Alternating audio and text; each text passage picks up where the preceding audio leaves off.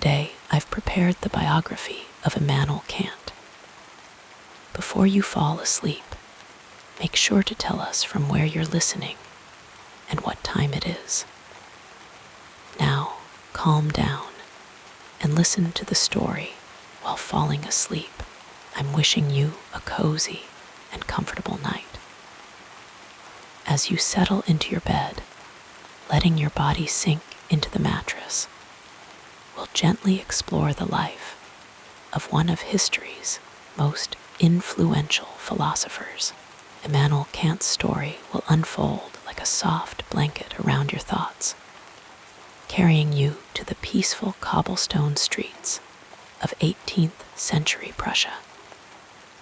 His contemplations on reason and morality have shaped our world, but tonight they'll simply be the gentle backdrop to your journey into dreams. Let your breathing slow as we begin this soothing tale of a man who never traveled more than 10 miles from his birthplace, yet whose ideas circled the globe. In the quiet eastern reaches of what was once the Kingdom of Prussia, in a city called Königsberg, nestled by the Baltic Sea, a child was born who would one day reshape the landscape of human thought. It was April 22, 1724, when Immanuel Kant entered this world. Arriving in the springtime, when the soft light of the season was just beginning to warm the cobblestone streets of his hometown, the gentle rhythm of life in this provincial city would form the backdrop for his entire existence. A place where he would find comfort and stability amid the profound intellectual journeys of his mind. Kant's father, Johann Georg Kant, was a humble harness maker, a craftsman who worked with leather, carefully shaping and stitching materials to create functional pieces for the horses that powered the transportation of their time. His hands were strong and weathered from years of labor, yet they moved with precision and care, qualities that his son would later channel into his meticulous philosophical writings. Johann had come from a family of Scottish descent, their name originally spelled Kant, but modified to Kant to better suit the German pronunciation. Like a soft breeze, adapting to flow around the contours of a new landscape, Immanuel's mother, Anna Regina Reuter, was a woman of warm presence and deep religious conviction. She embodied the gentle, nurturing spirit of the Pietist movement, a Protestant tradition that emphasized personal devotion, simple living, and a heartfelt connection to the divine. In their modest home, where the soft sounds of daily life mingled with whispered prayers and hymns, Anna created an atmosphere of loving kindness that would influence young Immanuel's developing character. The Kant household was not wealthy by any measure, but neither did they suffer the harshest deprivations of their time. They lived in a home where resources were carefully managed, where each possession had purpose and value. The family's living space was modest but clean, with simple wooden furniture that had been crafted with care, much like the thoughtful constructions of ideas that would later occupy Immanuel's mind. Soft candlelight would illuminate their evenings together, casting gentle shadows across the walls as the family gathered after long days of work and study. Young Immanuel was one of 9 children born to Johann and Anna. though sadly, only 4 would survive to adulthood, a common and heartbreaking reality of the 18th century, when childhood illnesses claimed so many precious lives. The rhythms of loss and perseverance shaped the emotional landscape of the Kant home, teaching Immanuel early lessons about the fragility of human existence and the quiet courage required to continue forward despite sorrow. The boy was small in stature, with a delicate frame that belied the robust strength of his intellect. His physical constitution was never particularly strong, and throughout his childhood, he moved through the world with a careful awareness of his body's limitations. Perhaps this early consciousness of physical boundaries helped direct his energies inward, toward the limitless realms of thought, where his true strengths would eventually flourish like gentle flowers opening toward the sun. In the Kant household, education was valued as a precious gift, a pathway toward a better life. Though neither of his parents had received formal schooling beyond the basics, they recognized in their son a quick and curious mind that deserved cultivation.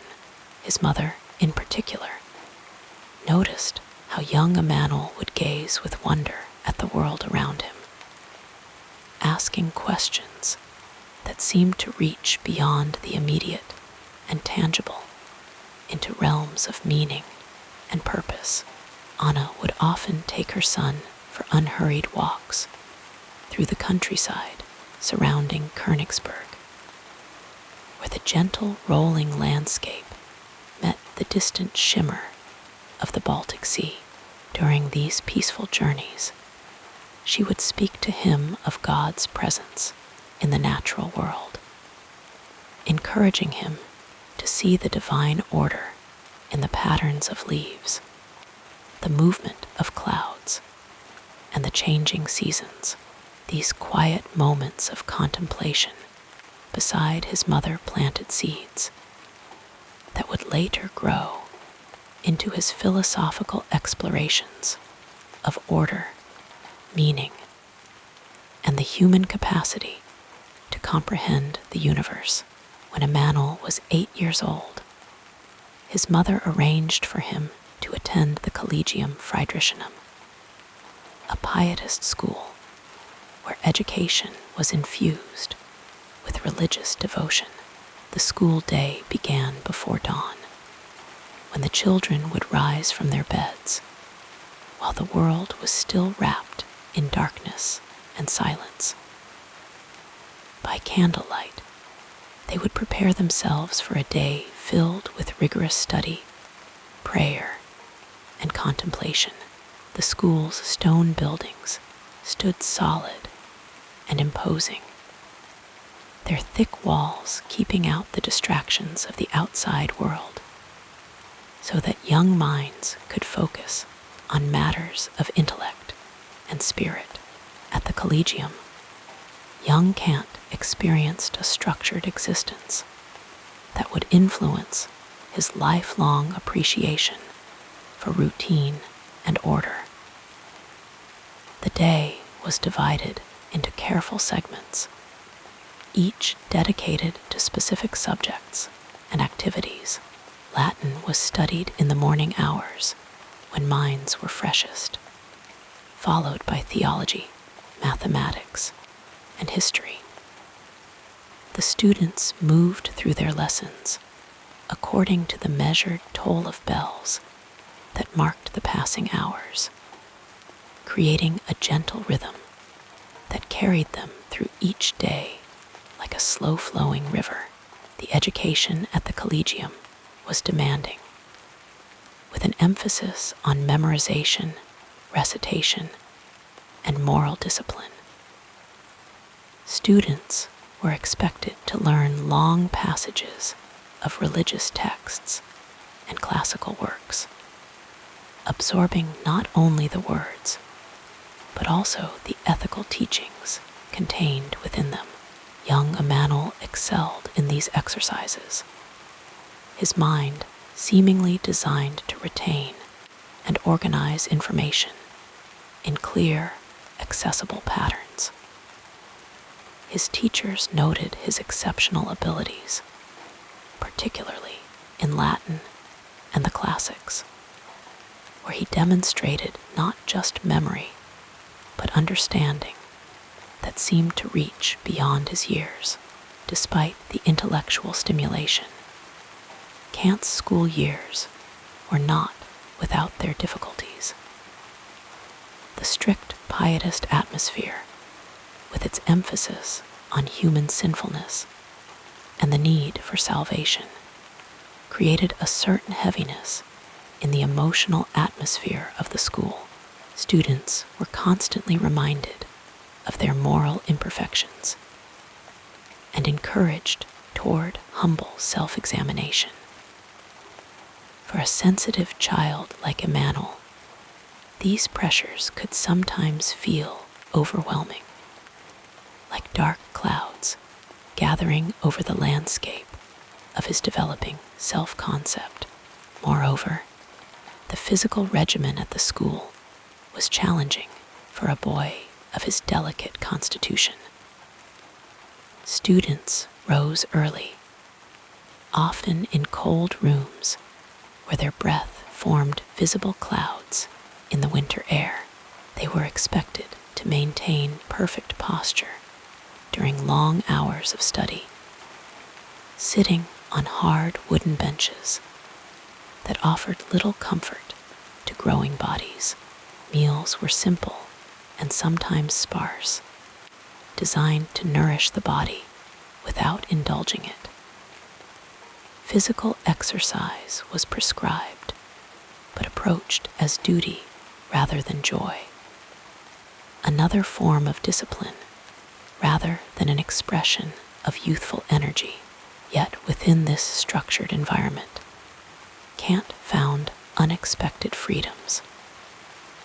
The discipline of mind that was instilled in him became not a constraint, but a foundation upon which he could build increasingly complex and original thoughts, like a garden carefully tended and arranged.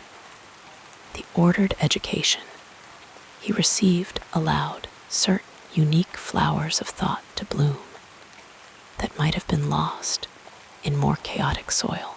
His ability to concentrate for long periods, to follow logical sequences to their conclusions, and to express ideas with precision and clarity. All these skills were cultivated during these formative school years. When Immanuel was 13, a profound loss reshaped his world when his beloved mother Anna passed away. Her death from illness came after a period of patient suffering, during which young Immanuel had watched her maintain her gentle faith and kindness, even as her physical strength ebbed away like a receding tide. The loss created a quiet hollow in the center of the family's life, a space where her warmth and spiritual guidance had once resided. For Immanuel, who had been particularly close to his mother, this absence was felt with special keenness, like a constant, gentle ache beneath the surface of daily life. In the aftermath of this loss, Kant found solace in his studies, allowing the structured world of ideas to provide stability when emotional terrain felt uncertain.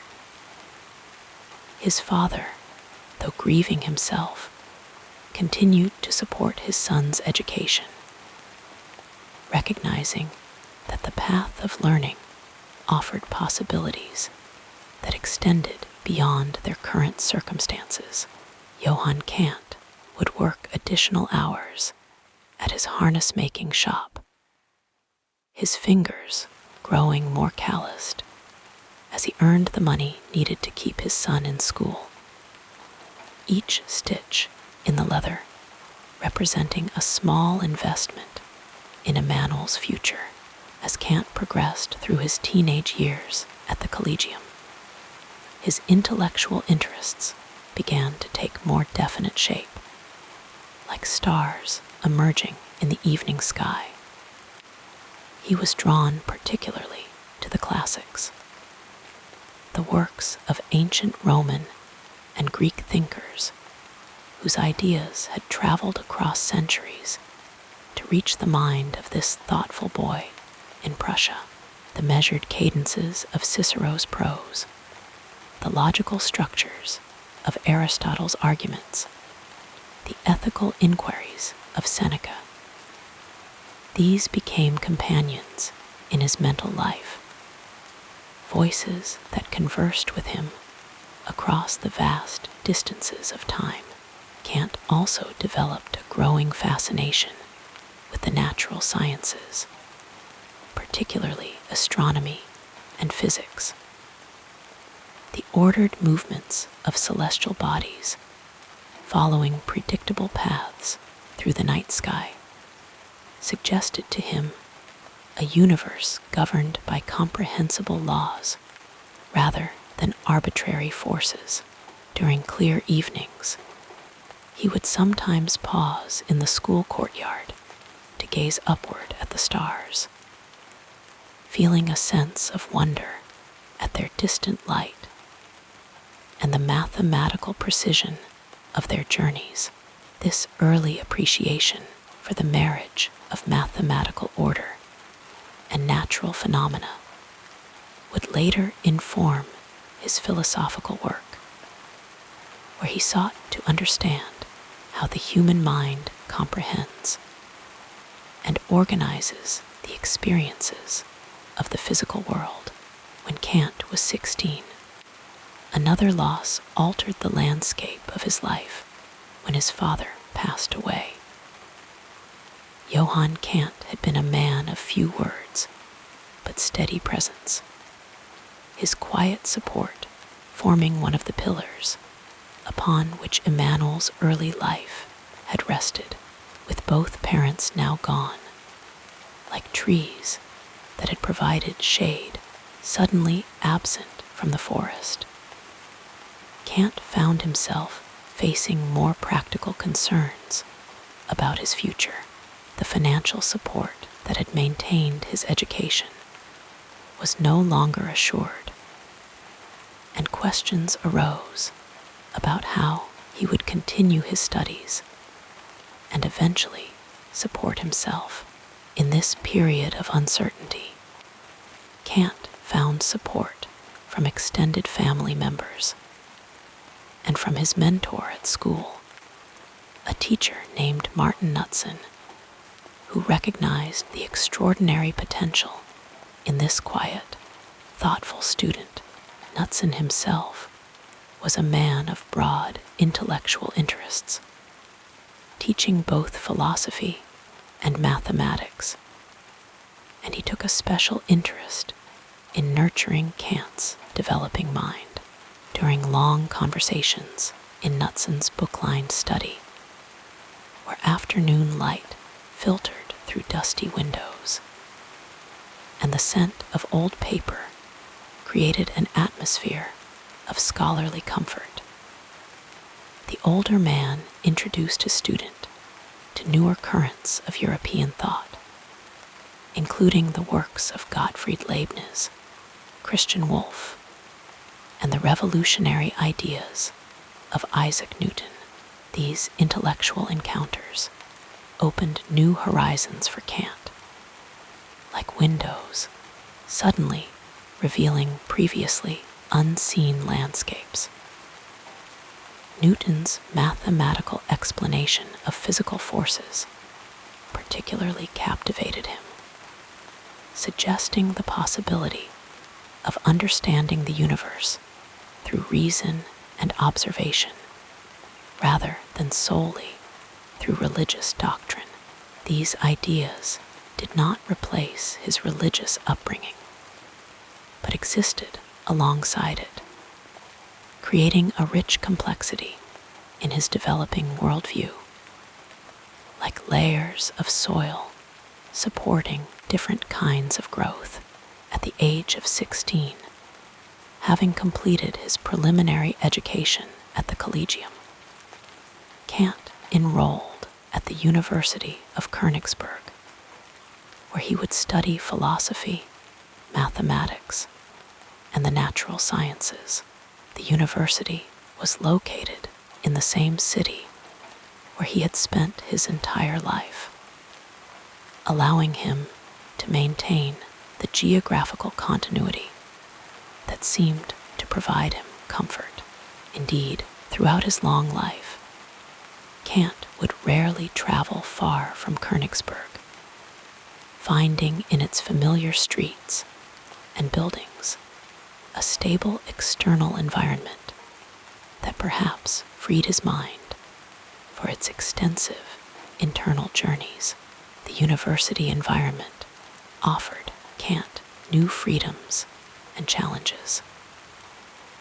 No longer under the strict regimen of the Pietist school, he could now direct his own studies more independently, following the paths of inquiry that most intrigued his curious mind. The university buildings, with their high ceilings and large windows that allowed generous light to fall across lecture halls and study spaces, created an atmosphere that encouraged intellectual expansion. Here, ideas could be debated more openly, questions posed more boldly, and conventional wisdom examined more critically than had been possible in his earlier education. To support himself during these university years, Kant began tutoring younger students, sharing the knowledge he had acquired, while earning the modest income necessary for his basic needs. He lived simply in rented rooms, his possessions few, but his books carefully selected and treasured. His daily life followed patterns that were beginning to show the remarkable regularity that would later become famous, rising at the same early hour, studying according to a carefully planned schedule, taking his daily walk with such predictable timing that local residents could, so the story goes, set their clocks by his passing.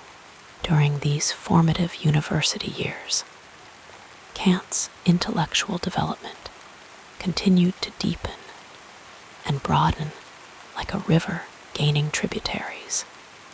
As it flows toward the sea, he studied not only philosophy, but also mathematics, physics, and even physical geography, developing the broad knowledge base that would later allow him to make connections across different fields of human understanding. His mind seemed particularly suited to identifying underlying patterns and principles, seeing the structural similarities beneath apparently different phenomena. The philosophical landscape that Kant encountered as a student was dominated by two main traditions that seemed to pull in opposite directions. On one side stood rationalism, represented by thinkers like Leibniz and Wolff, which held that pure reason, operating independently of sensory experience, could discover fundamental truths about reality.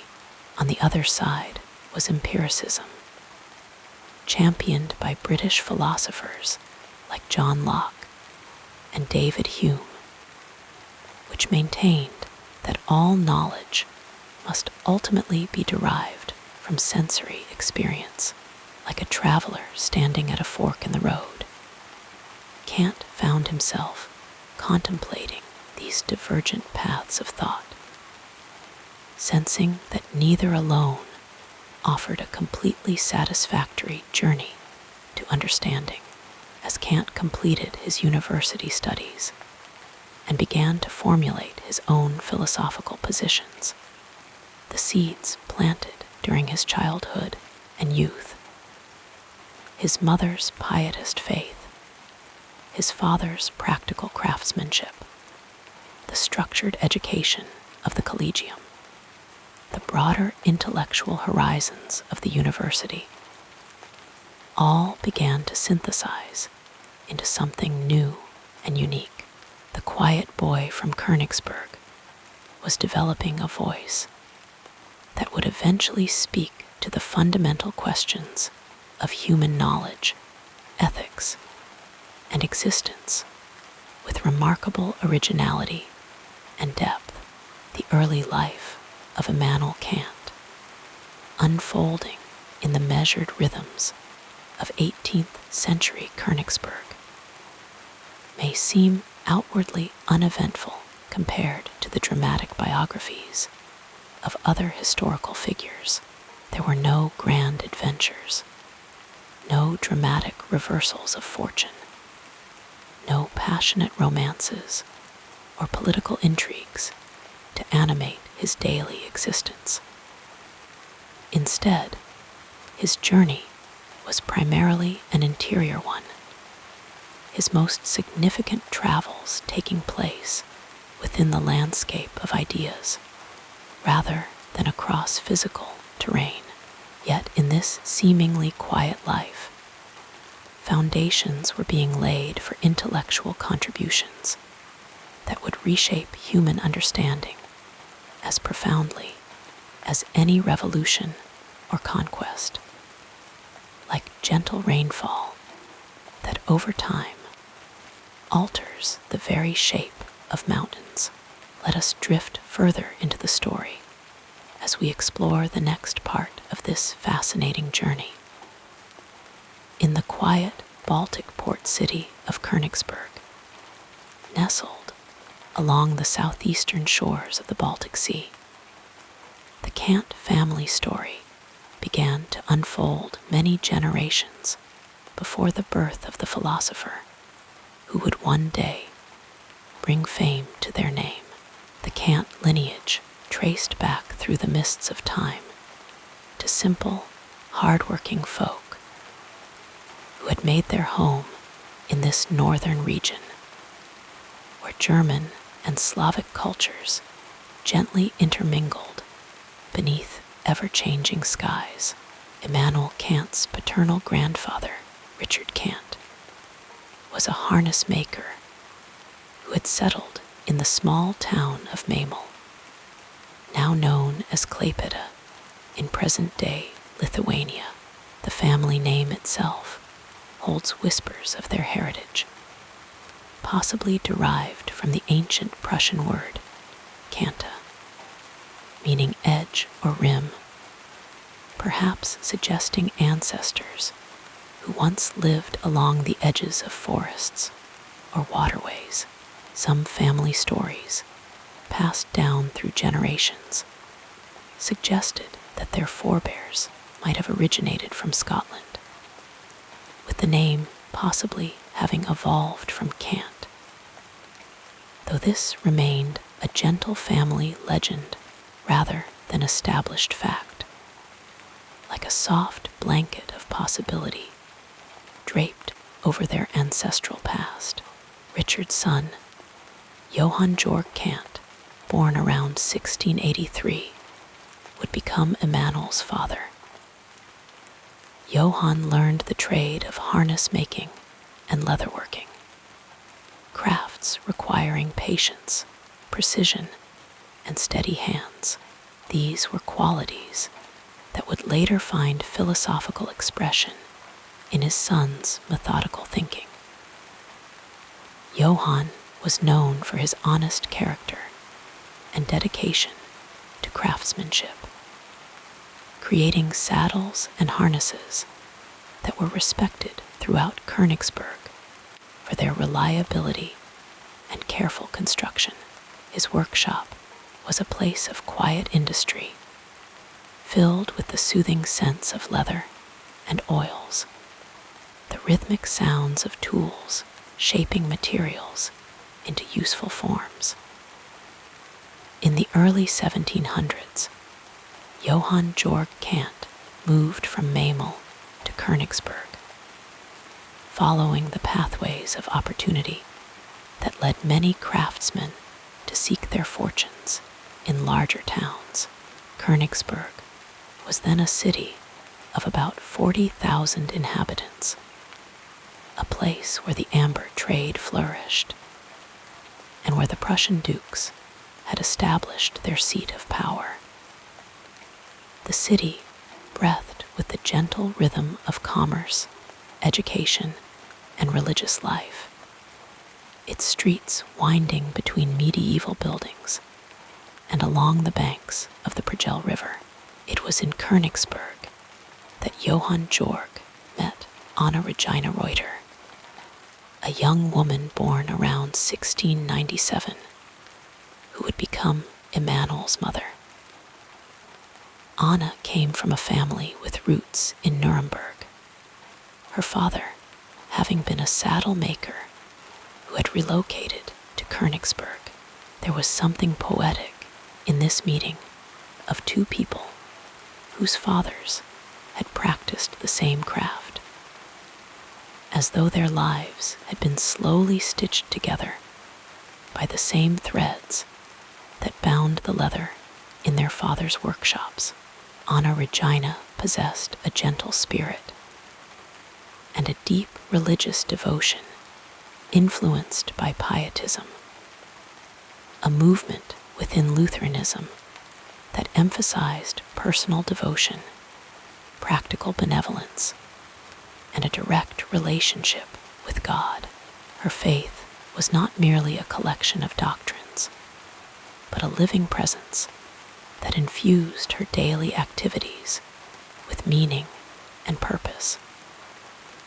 She would often gather her children around her in the soft glow of evening light, sharing stories from Scripture and singing hymns in a voice that seemed to float like autumn leaves on a tranquil breeze. Johann Georg Kant and Anna Regina Reuter were married in 1715, establishing a household characterized by modest means, but rich in moral instruction and familial warmth. Their home, while never abundant in material comforts, was filled with the treasures of integrity, devotion, and mutual respect. The couple would eventually welcome 9 children into their family, though only 5 would survive the perilous journey of childhood in an era when infant mortality cast long shadows over many households. Immanuel, born on April 22, 1724, was the 4th child, but the first to survive infancy. His arrival into the world came during the season when spring begins to soften the northern landscape, when light gradually reclaims territory from the long winter darkness. Perhaps there was something prescient in this timing, as the child who arrived with the returning light would one day illuminate philosophical questions that had long remained in shadow. The Kant household stood on Sadler Street, a narrow thoroughfare lined with the workshops of various craftsmen.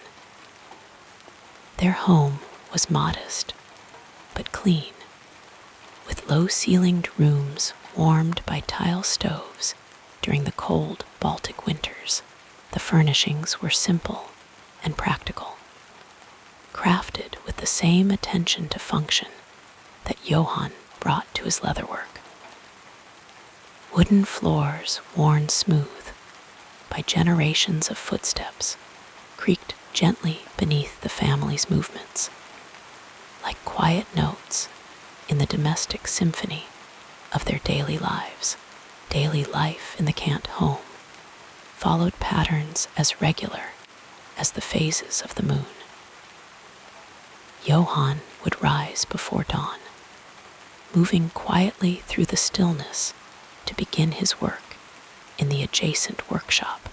Anna would prepare simple but nourishing meals, often consisting of vegetables grown in their small garden, bread baked in community ovens, and occasionally fish brought from the nearby harbor. The children would help with household tasks, learning the rhythms of responsibility that would structure their adult lives. The family's evenings often found them gathered around their wooden table, the room softly illuminated by candles or oil lamps that cast gentle shadows on the walls. These moments were filled with conversation, prayer, and sometimes readings from devotional texts. Anna, with her pietist sensibilities, emphasized the importance of developing an inner spiritual life rather than merely observing external religious formalities.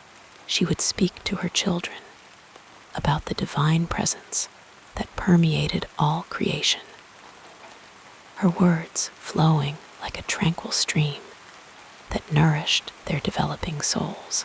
The Kant family's religious practices were embedded in the broader context of Königsberg's spiritual landscape. The city was predominantly Lutheran, with churches whose spires reached toward heaven like silent prayers rendered in stone and wood. The family attended services regularly at the hospital church, where the sounds of hymns and liturgies washed over them in waves of communal devotion. These experiences of worship, combining intellectual engagement with spiritual feeling, would later influence Immanuel's philosophical explorations of faith and reason beyond their immediate family circle. The Kants were connected to a wider community of relatives, neighbors, and fellow craftspeople. Extended family gatherings would occasionally bring together cousins, aunts, and uncles, creating opportunities for the sharing of family stories and the strengthening of generational bonds. These gatherings were simple affairs, centered around shared meals and conversation rather than elaborate entertainments. Yet, they wove threads of belonging and continuity through the fabric of young Immanuel's life. The cultural environment of Königsberg provided a rich backdrop for the Kant family's daily existence. The city was a place where German traditions mingled with influences from Poland, Lithuania, and other Baltic regions. This cultural tapestry was visible in the markets, where vendors sold goods from various regions, audible in the multiple languages that might be heard along the harbor, and tangible in the diverse architectural styles that characterized different neighborhoods.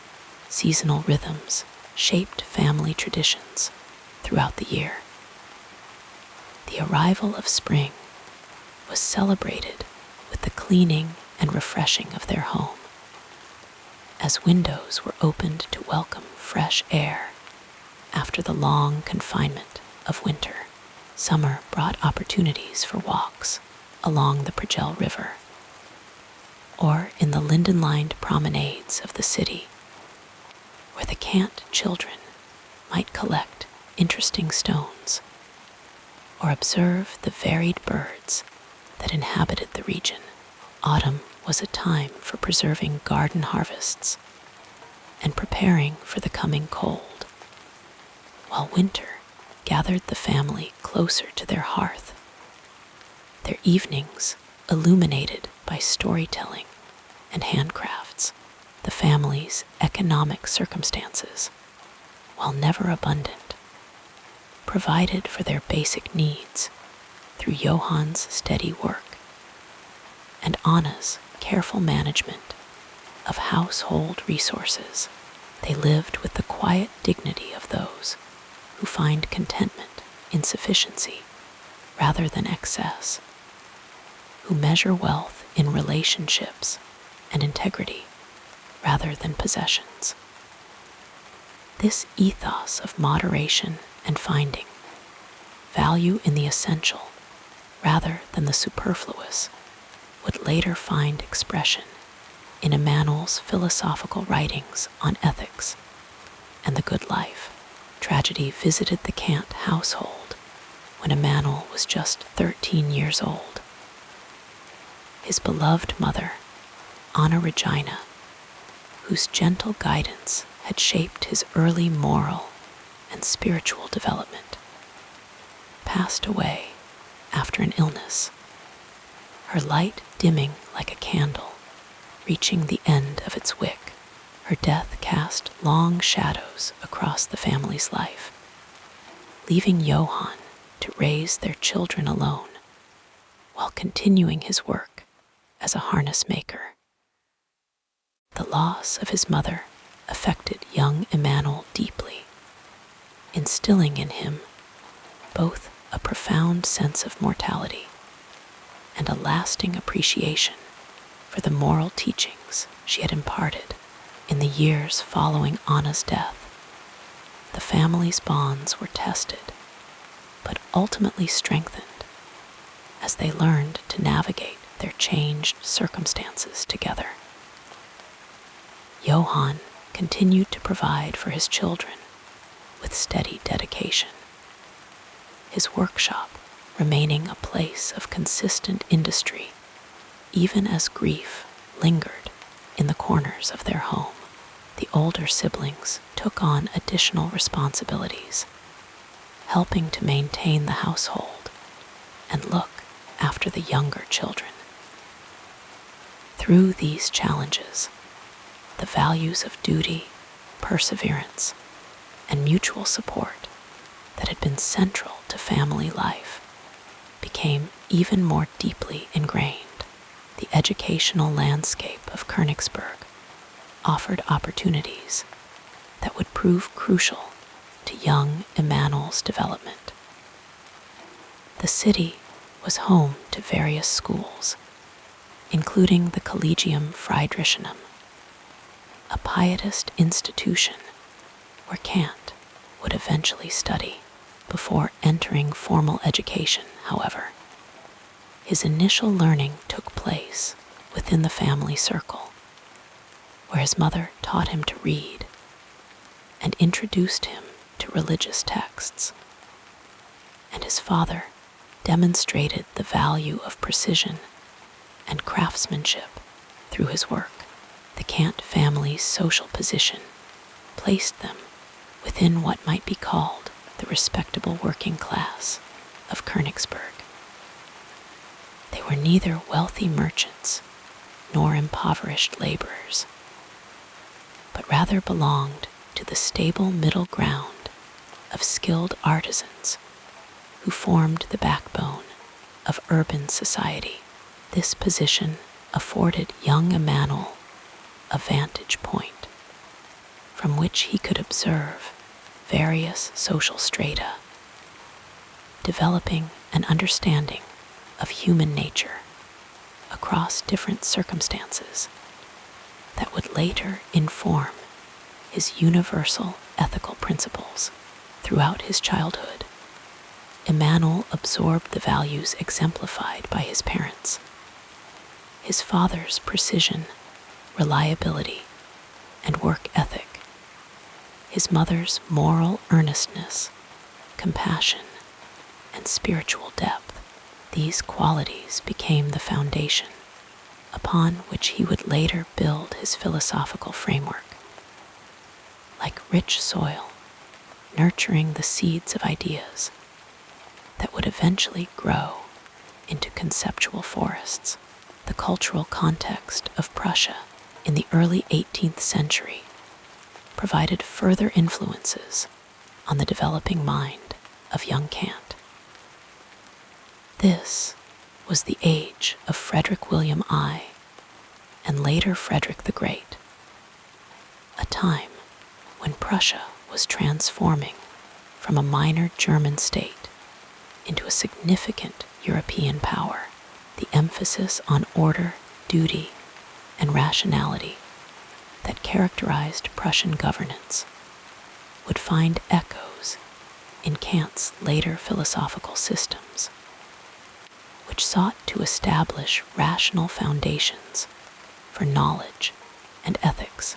As Immanuel grew older, the intellectual currents flowing through European thought began to reach him through his education and through the books that found their way into his hands.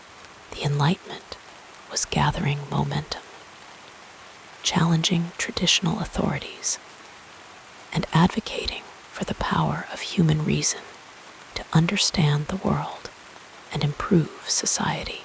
These ideas would eventually merge with the moral foundations established in his childhood home, creating the unique synthesis that would characterize his mature philosophy.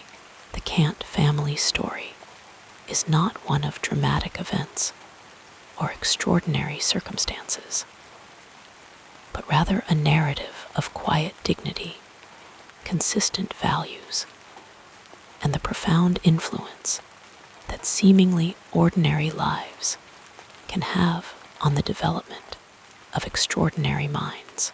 Like a river that begins as a small spring before gathering strength from countless tributaries, Immanuel Kant's philosophical journey began in the gentle waters of his family heritage, gathering depth and momentum from the cultural and intellectual currents he encountered along the way. In the soft evening light of memory, we can imagine the Kant family gathered in their modest home. Johann perhaps repairing a piece of harness by the window to catch the fading daylight. Anna teaching her children a hymn or sharing a story that illustrated a moral lesson. Young Immanuel observing everything with the curious, thoughtful gaze that would later turn toward the fundamental questions of human existence. In such quiet moments, the foundations were being laid for ideas that would eventually reshape how humanity understands knowledge, ethics, and our place in the universe. The peaceful narrative of this life continues as we turn our attention to what happened next. In the quiet northeastern corner of the Kingdom of Prussia, nestled along the amber-rich shores of the Baltic Sea, lay the city of Königsberg, a place where young Immanuel Kant took his first breaths in the spring of 1724. The city itself was a tapestry of cobblestone streets and medieval architecture, with spires of churches reaching toward the ever-changing sky that would later inspire Kant's reflections on the sublime. The air carried the mingled scents of the sea, of freshly baked bread from local bakeries, and occasionally the earthy perfume of horses that pulled carts through the narrow streets. Königsberg was not a grand metropolis, but rather a provincial city with its own gentle rhythm. The sound of church bells marking the hours would float across the city, creating a temporal framework that young Immanuel would later echo in his precisely scheduled daily walks. These bells, with their deep resonant tones, became part of the backdrop of his childhood, a constant reminder of time's passage that perhaps influenced his later contemplations on time as a form of intuition rather than an external reality. The Kant family resided in the artisan quarter of the city, where the workshops of saddlers, cobblers, and other craftspeople created a symphony of soft, industrious sounds. The tap of hammers, the creak of leather being worked, the murmur of conversations between neighbors. Their home was modest, constructed of timber and plaster in the style common to the region, with small windows that let in precious light during the short winter days. Inside, the rooms were simply furnished, with perhaps a table crafted by a local woodworker, a few chairs, and beds with straw mattresses covered by hand-sewn quilts. The floors were wooden, well worn by the passage of many feet, and in winter they might have been covered with rush mats to provide some insulation against the cold that seeped up from below.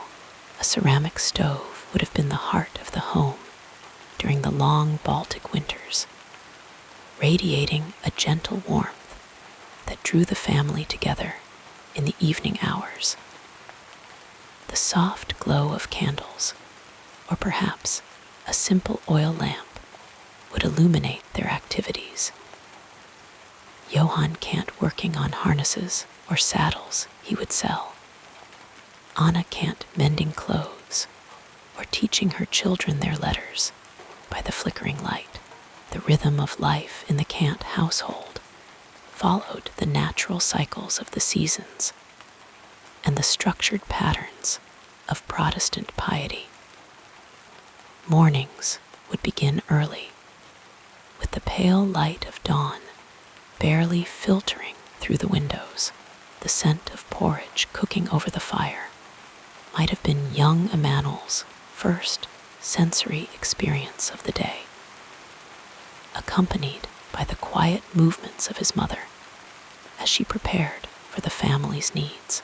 Prayers would be said before breakfast, instilling in the children a sense of gratitude and moral order that would profoundly influence Kant's later ethical thought. Outside their window, the street would gradually come to life as neighbors began their day's work. The clip-clop of horses' hooves on cobblestones, the calls of vendors selling their wares, the distant sound of ships, bells from the harbor. All these created a gentle soundscape that was the backdrop to young Immanuel's earliest thoughts. The changing light throughout the day would cast different shadows through their modest home, creating patterns that perhaps sparked the observational skills that would later serve him so well in his philosophical inquiries. The natural environment around Königsberg offered its own quiet beauty that surely influenced the developing mind of the young philosopher. The city was situated on the Prigel River, which wound its way through the urban landscape before emptying into the Baltic Sea.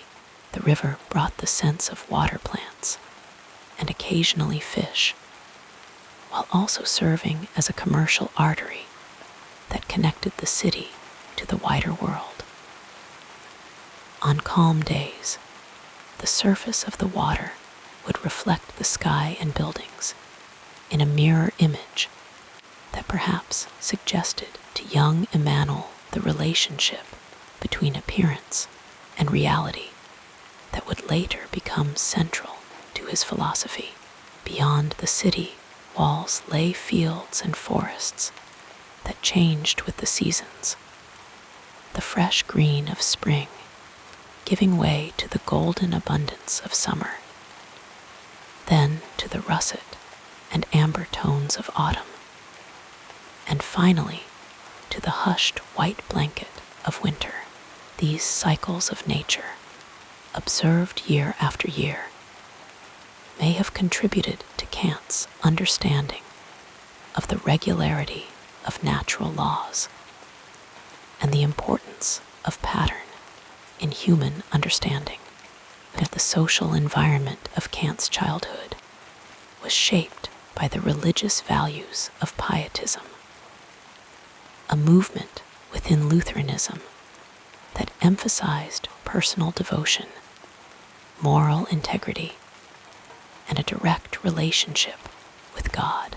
His parents, Johann and Anna Kant, were not wealthy or highly educated, but they provided a home environment infused with these values.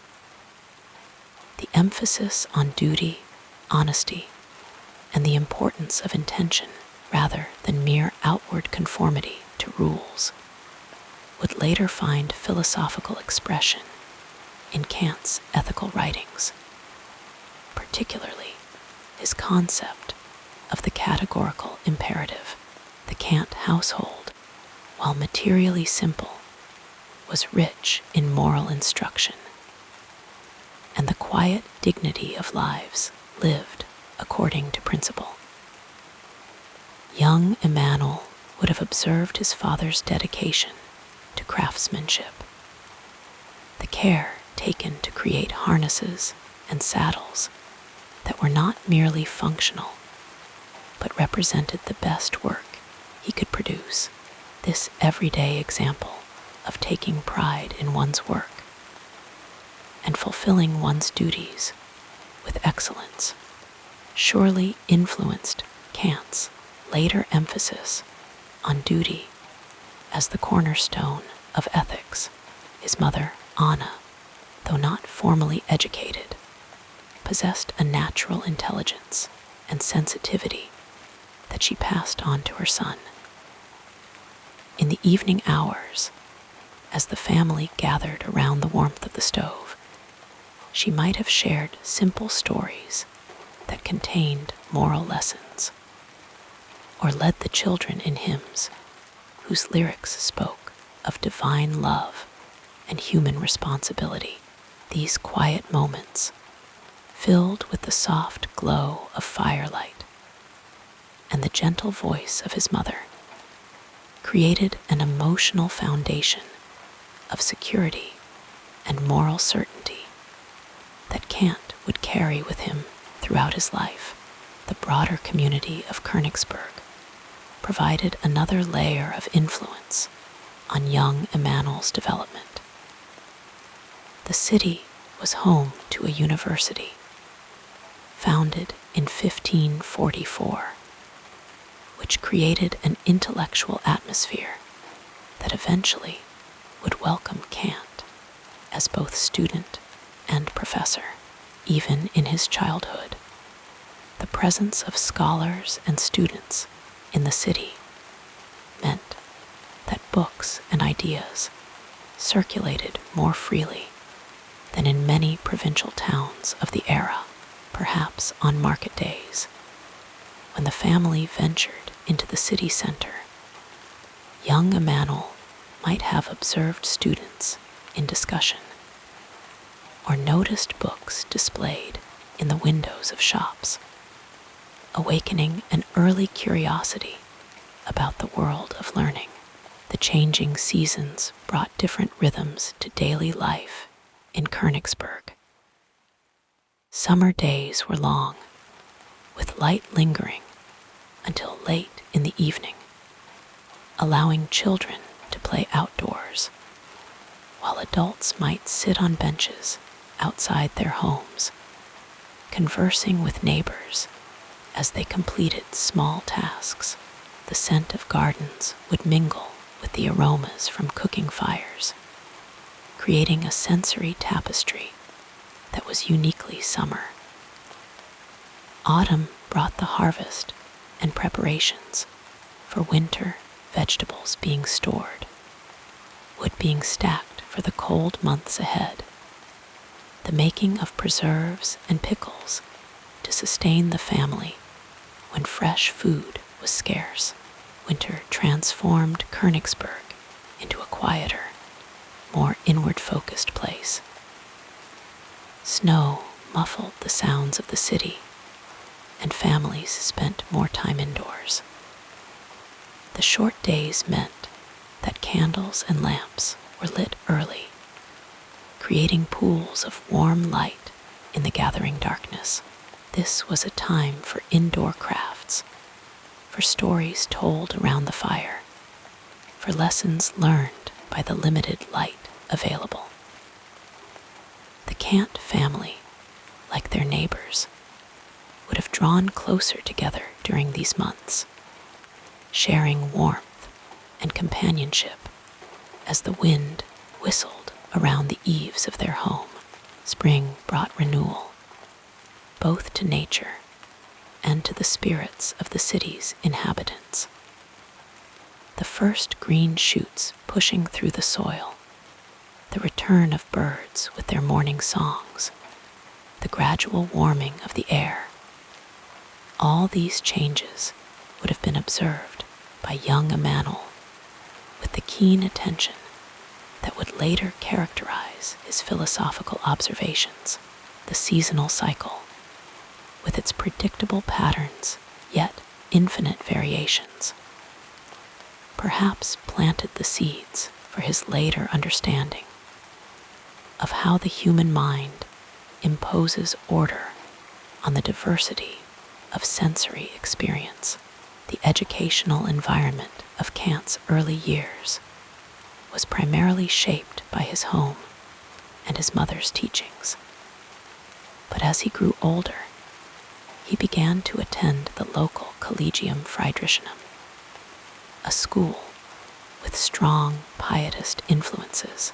The school day would begin early, with students walking through the streets of Königsberg as the city awakened.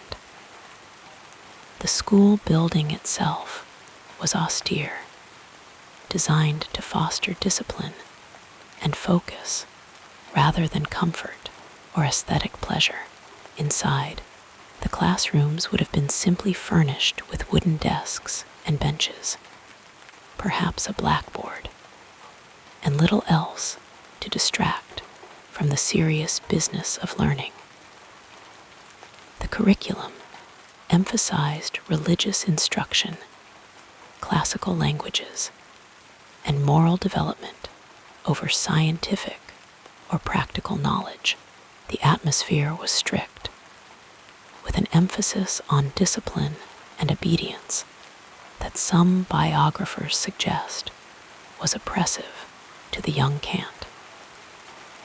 Yet, even in this environment, certain teachers recognized his intellectual gifts and encouraged his development.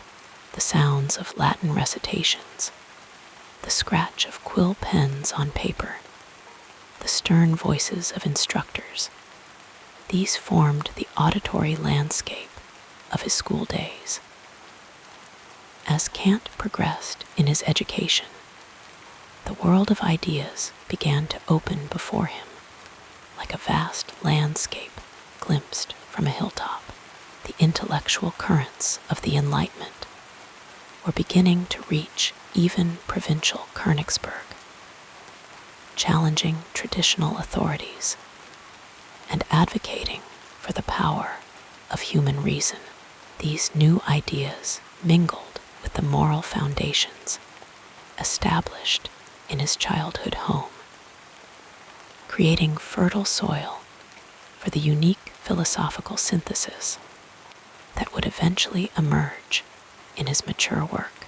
The physical spaces of Kant's childhood, the modest family home, the streets of Königsberg, the schoolrooms, the natural environment beyond the city.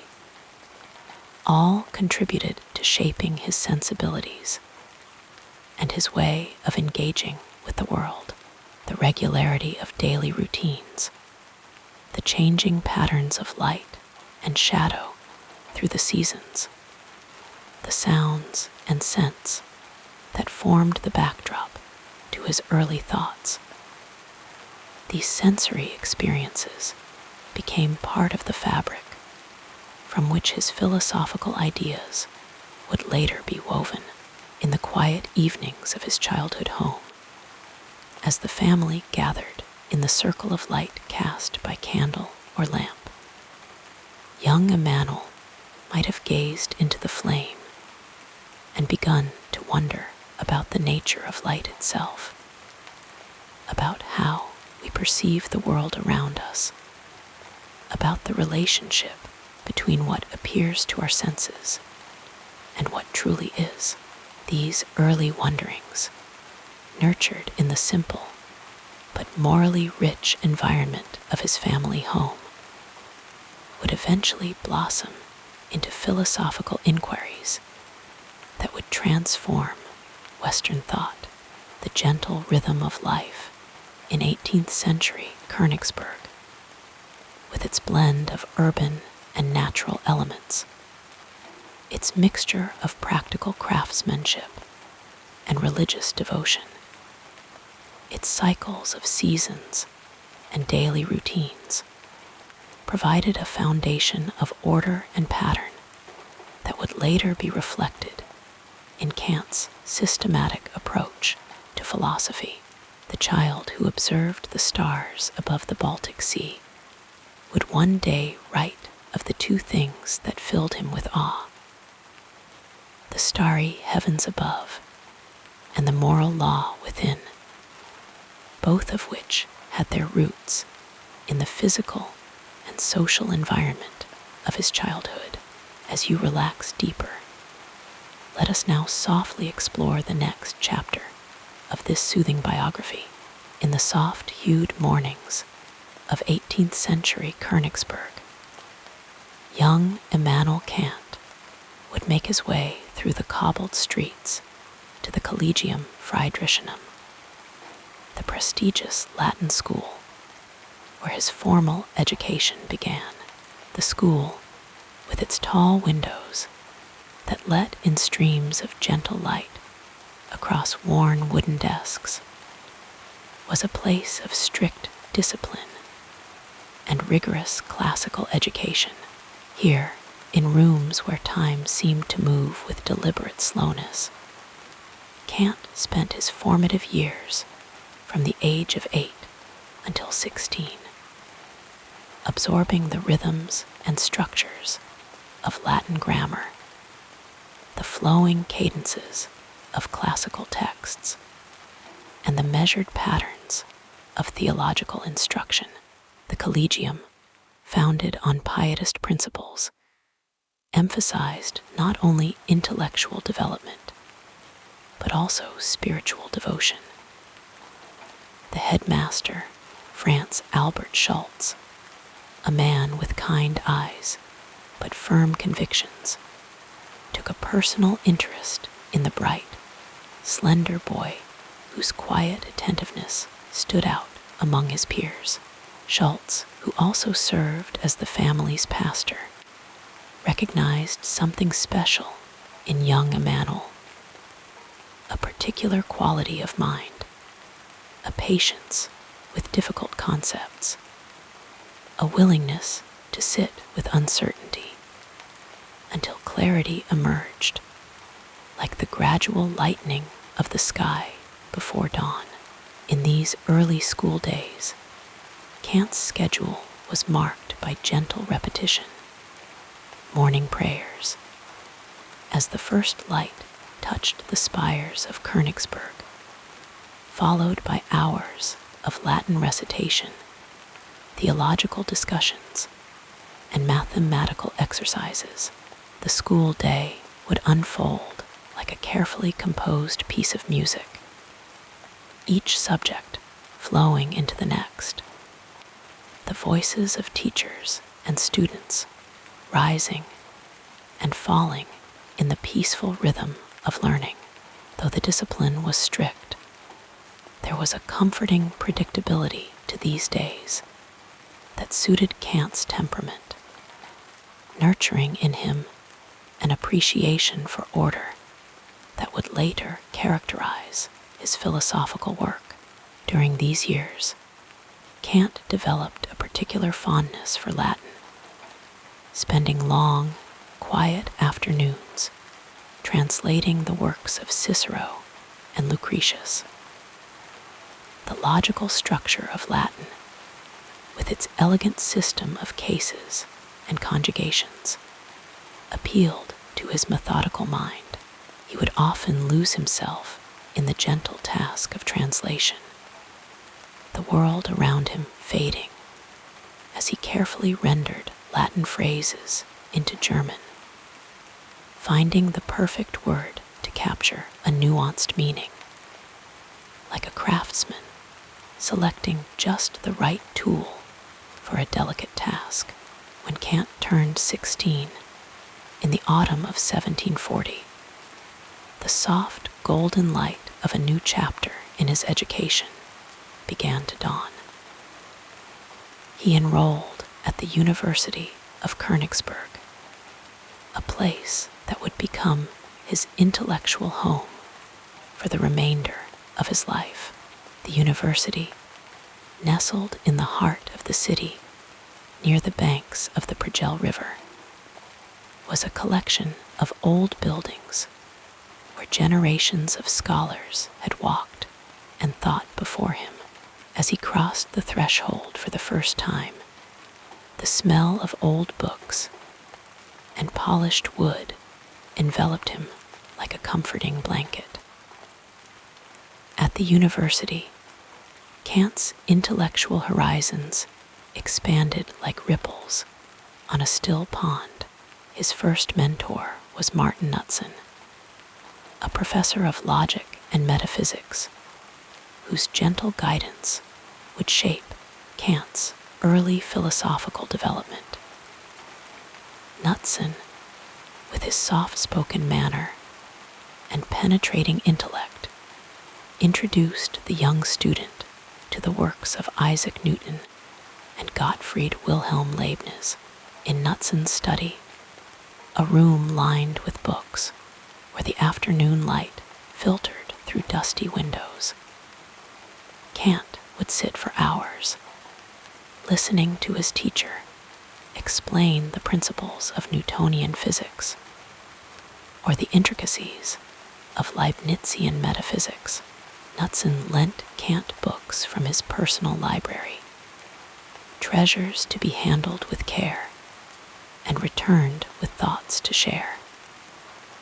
Among these were Newton's Principia Mathematica and the philosophical works of Christian Wolff. In the quiet of his modest room, Kant would read late into the evening, the flickering candlelight casting gentle shadows on the pages.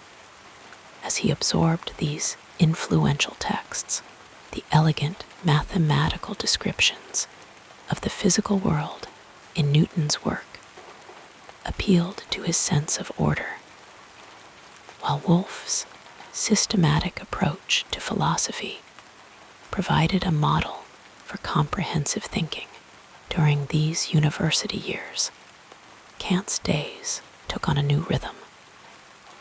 He would wake with the first light, spend the morning hours in lectures, the afternoon in study, and the evening in conversation with fellow students or in solitary contemplation. His life was simple but rich in intellectual nourishment. Though not wealthy, he managed to support himself partly through tutoring younger students, sharing his growing knowledge with them in patient, methodical lessons that often extended beyond the required subjects into broader philosophical discussions. The death of Kant's father in 1746 cast a shadow over these years of study. The loss brought financial challenges that threatened to curtail his education. For a time, it seemed the gentle flow of his academic life might be diverted.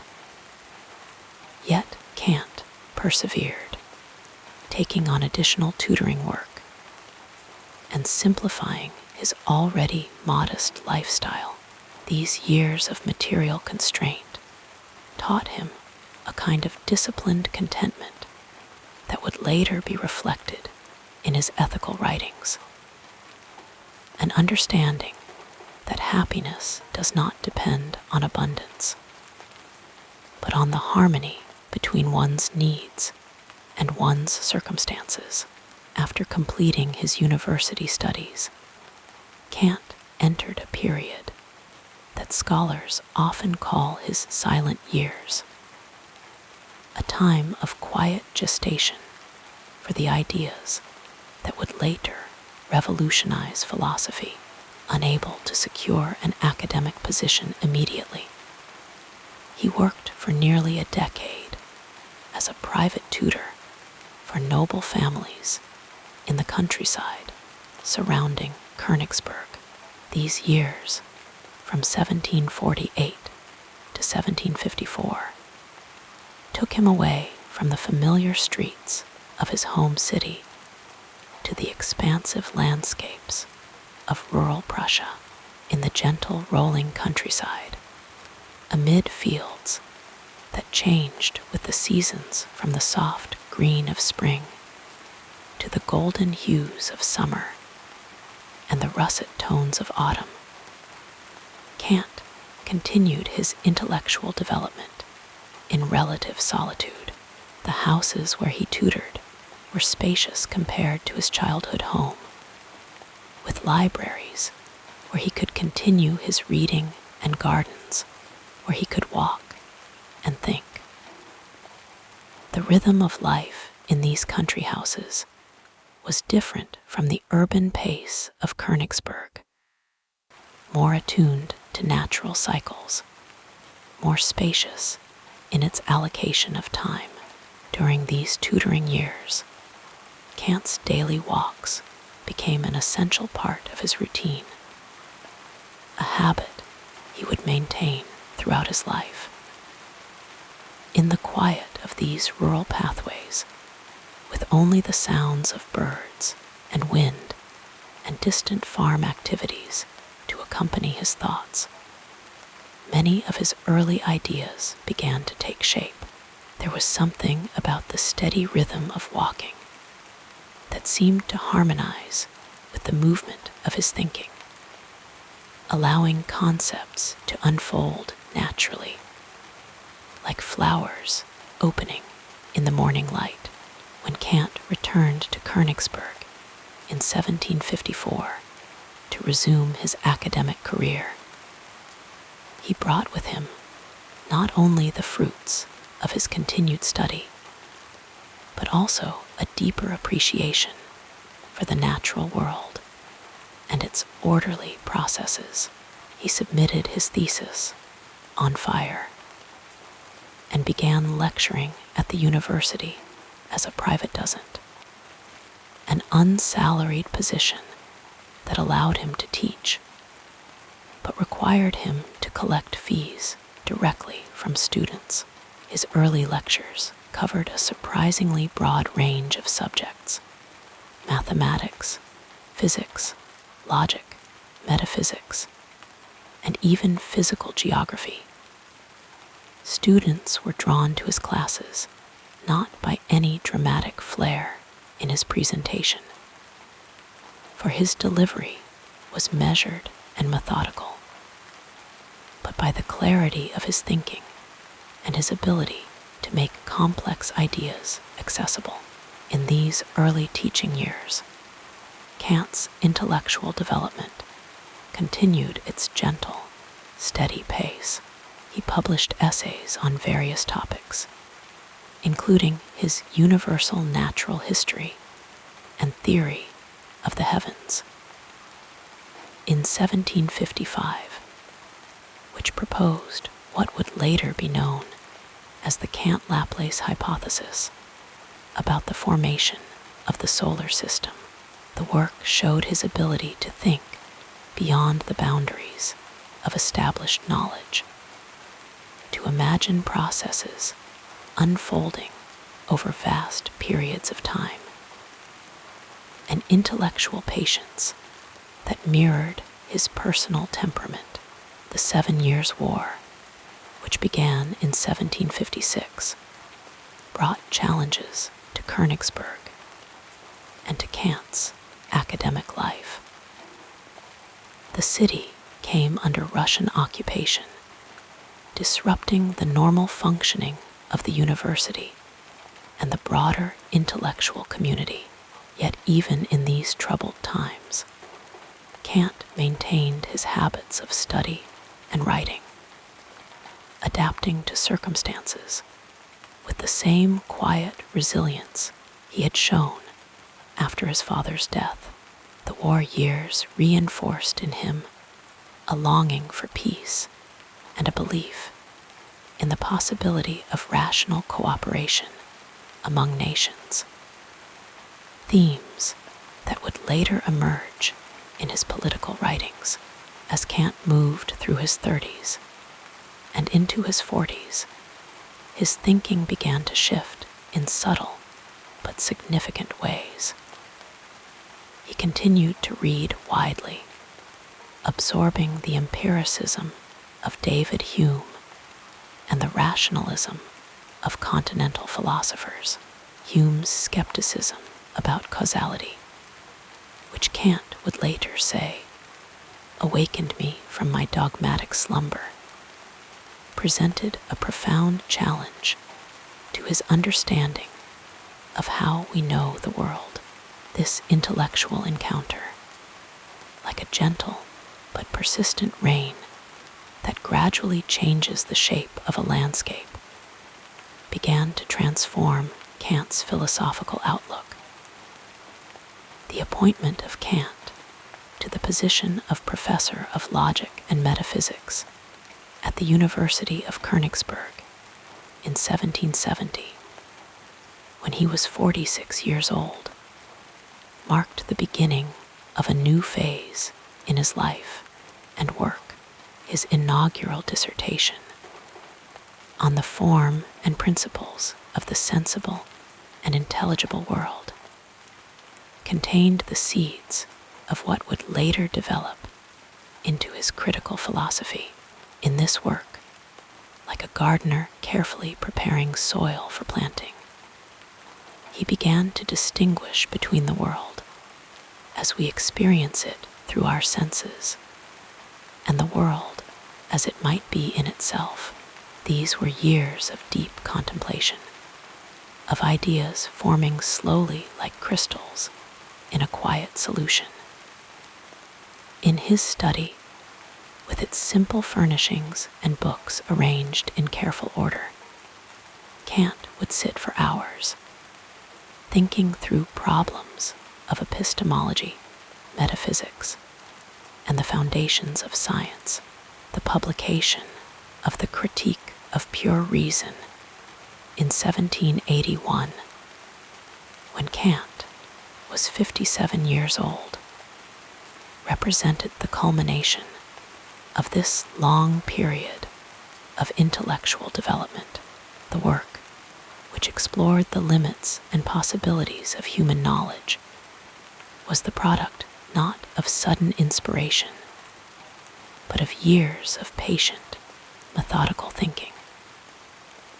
Like a master craftsman who has spent decades perfecting his skills before creating his masterpiece, Kant had prepared throughout his life for this philosophical achievement.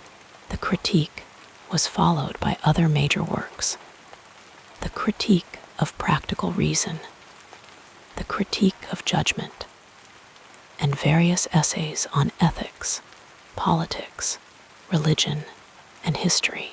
Each of these works emerged from the same wellspring of careful thought, the same patient consideration of complex problems. Together, they formed a comprehensive philosophical system that addressed fundamental questions about knowledge, morality, beauty, and purpose throughout this period of remarkable productivity. Kant maintained the simple, orderly lifestyle that had characterized his earlier years.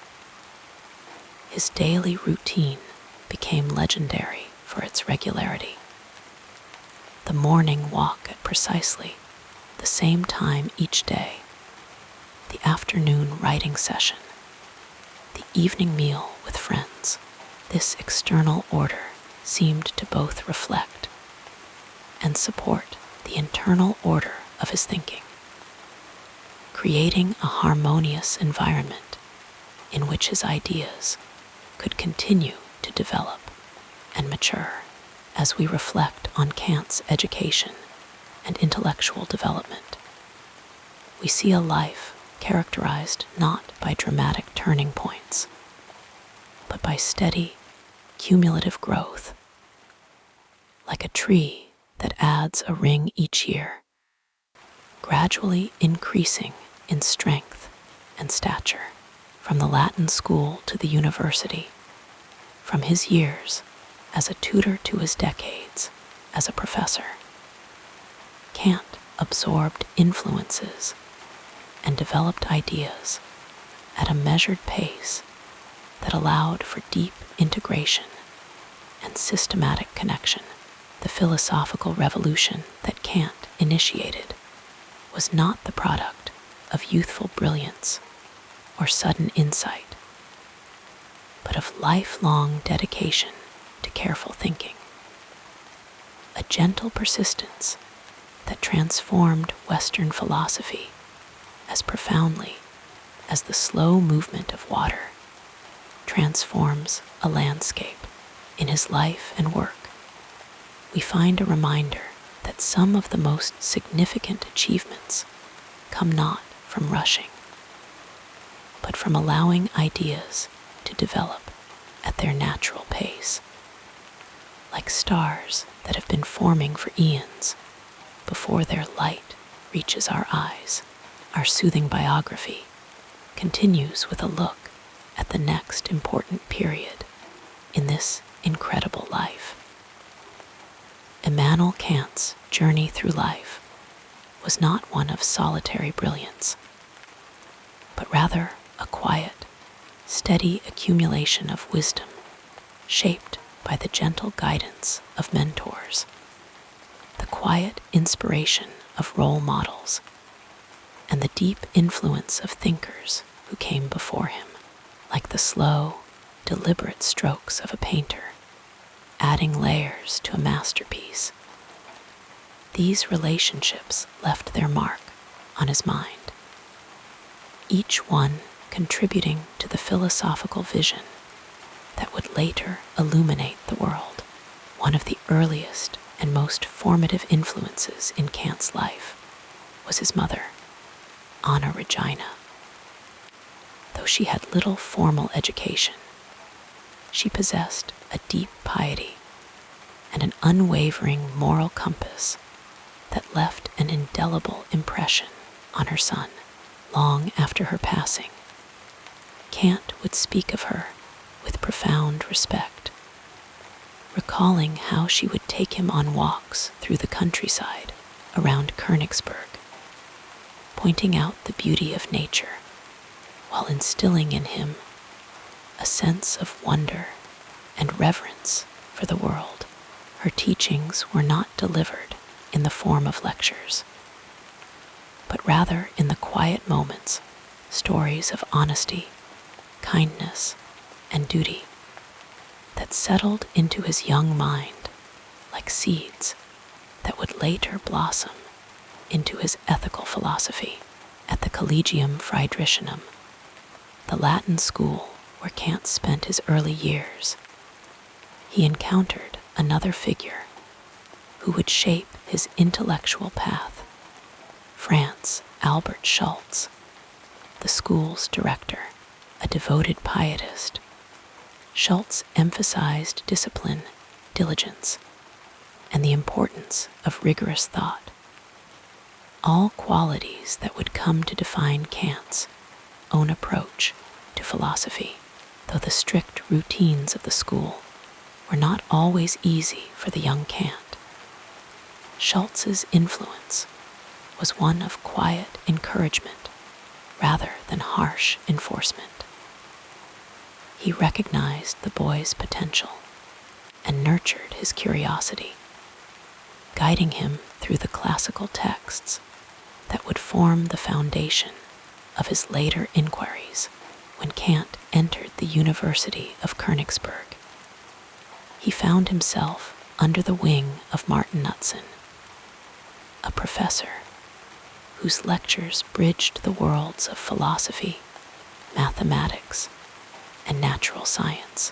Knudsen was a follower of Leibniz and Wolff, and through him, Kant was introduced to the rationalist tradition that would initially shape his thinking. But more than just a teacher of ideas, Knudsen served as a mentor who encouraged Kant to think independently, to question assumptions, and to engage deeply with the problems of metaphysics. It was Knudsen who first introduced Kant to the works of Newton, igniting in him a lifelong fascination with the laws of nature and the structure of the cosmos. Yet mentorship for Kant was not limited to formal instruction. His intellectual growth was also nourished by the company of friends and colleagues, among whom none was more significant than Johann Georg Hamann, a fellow Königsberger known for his sharp wit and deep engagement with language and theology, though their philosophical paths would later diverge. Hamann embracing a more intuitive, faith-centered approach, while Kant sought systematic reason. Their conversations in coffee houses and salons were a constant source of stimulation. Hamann's influence was subtle but profound, challenging Kant to consider the limits of pure reason and the role of experience in shaping human understanding.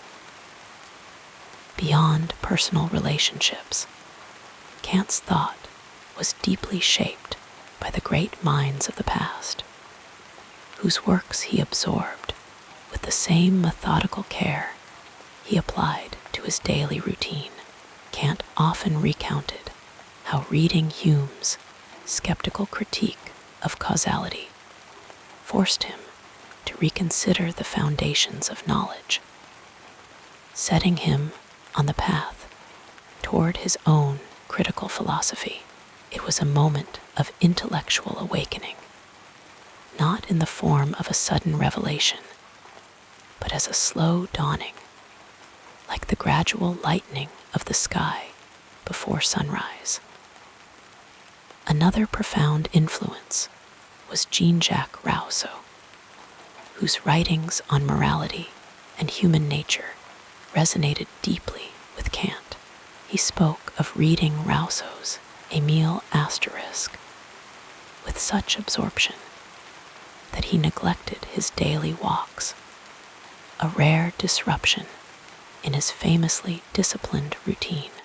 Rousseau's emphasis on the innate dignity of every individual and the importance of moral autonomy echoed Kant's own emerging ideas about the categorical imperative, the principle that one should act only according to maxims that could be universally willed. As Kant matured, his relationships with his students became another source of mutual inspiration. Figures like Johann Gottfried Herder, who studied under him before becoming a leading voice in German Romanticism, carried forward aspects of Kant's thought, while also challenging its boundaries, though Kant's philosophy would eventually take a different direction from Herder's emphasis on culture and history. Their exchanges remained a testament to the way ideas flow and evolve through generations.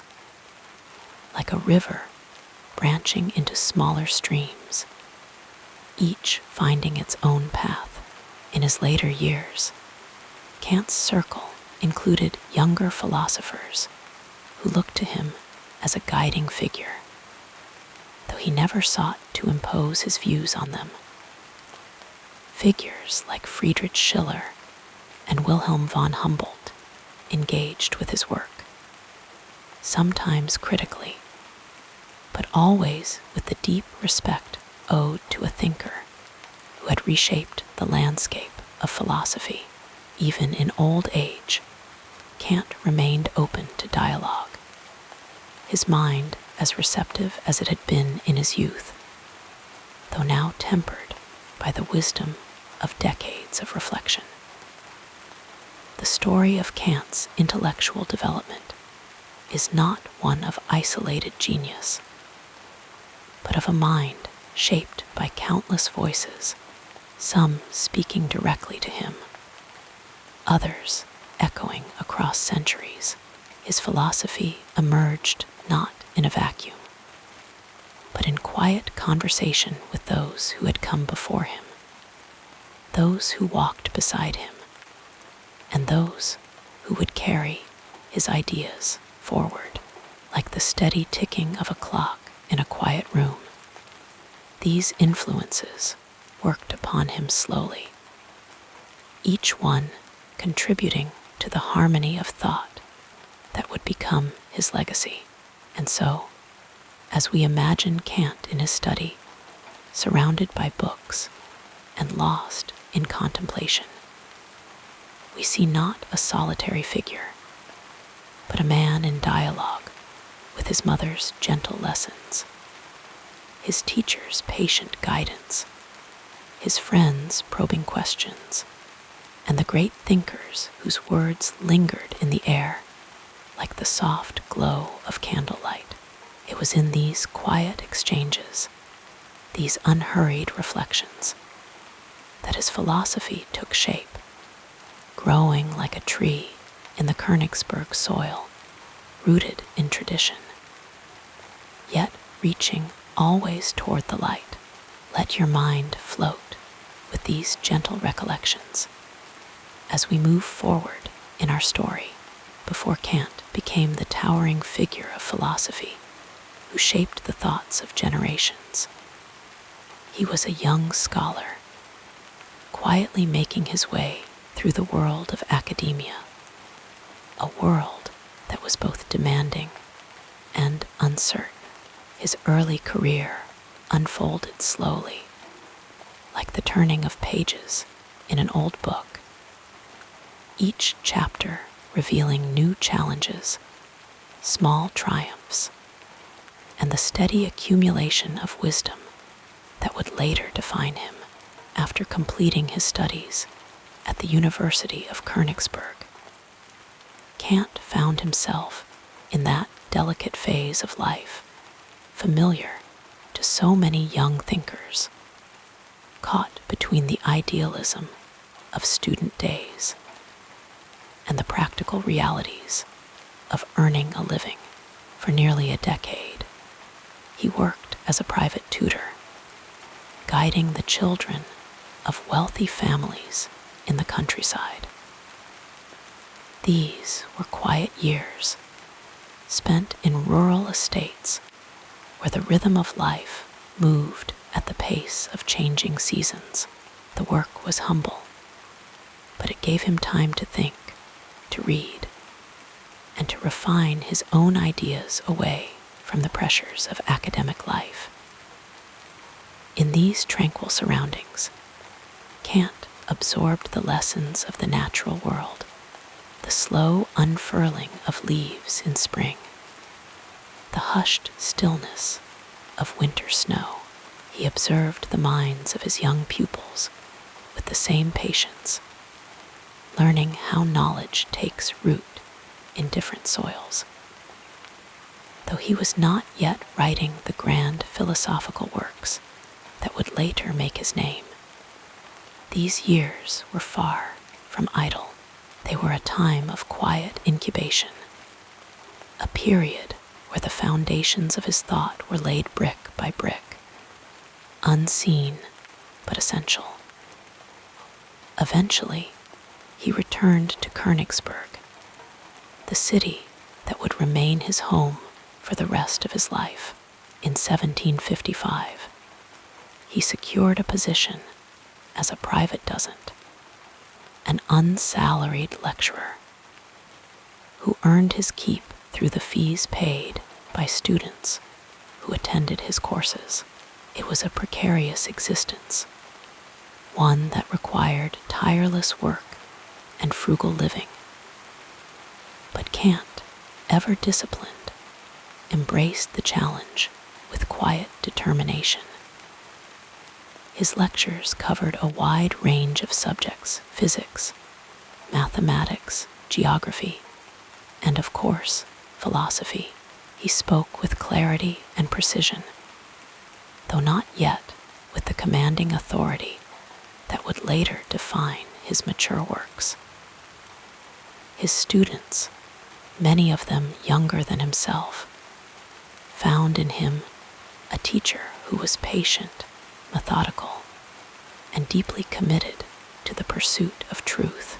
He did not seek to dazzle them with grand pronouncements, but to guide them, step by step, through the intricate pathways of thought.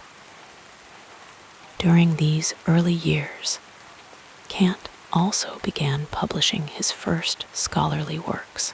They were modest in scope compared to the monumental critiques he would later produce, but they revealed a mind that was already grappling with the big questions: the nature of space and time, the limits of human reason, the relationship between science and metaphysics.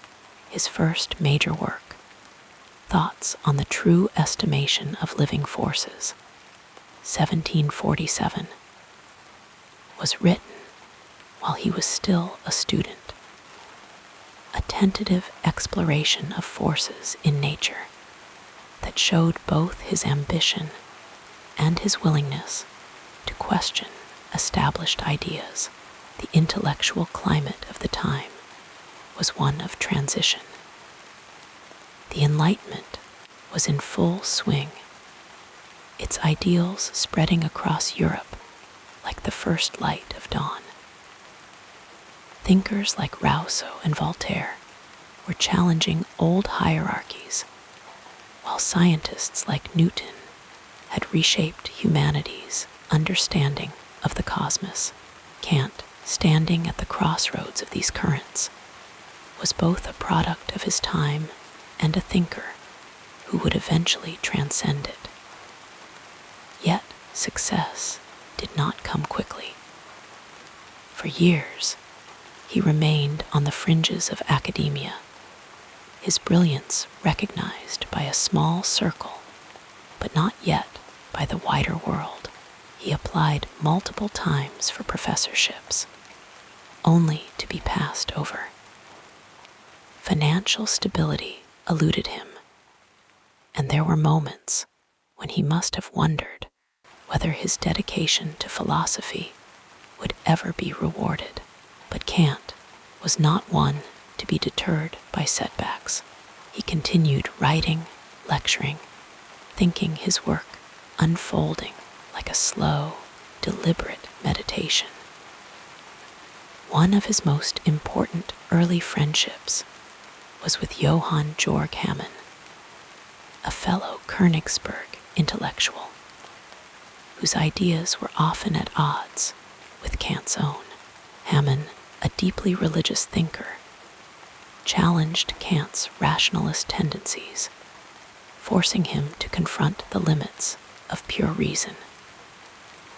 Their conversations, sometimes heated, but always respectful, enriched Kant's thinking, reminding him that philosophy was not merely an abstract exercise, but a dialogue, one that required listening as much as speaking.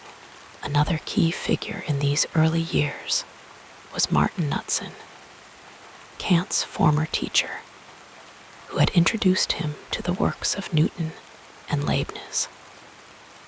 Though Knudsen died young, his influence lingered in Kant's mind, a quiet presence in the background of his intellectual development.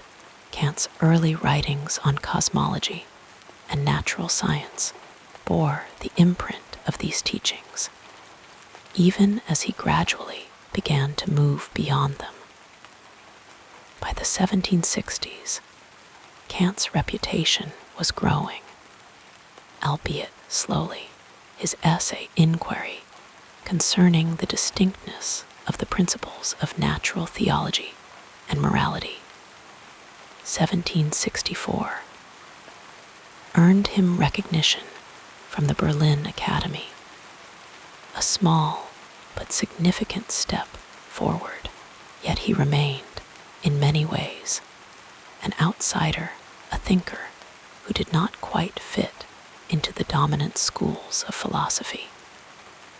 He was neither a pure rationalist like Leibniz, nor an empiricist like Hume, but something in between, searching for a new path.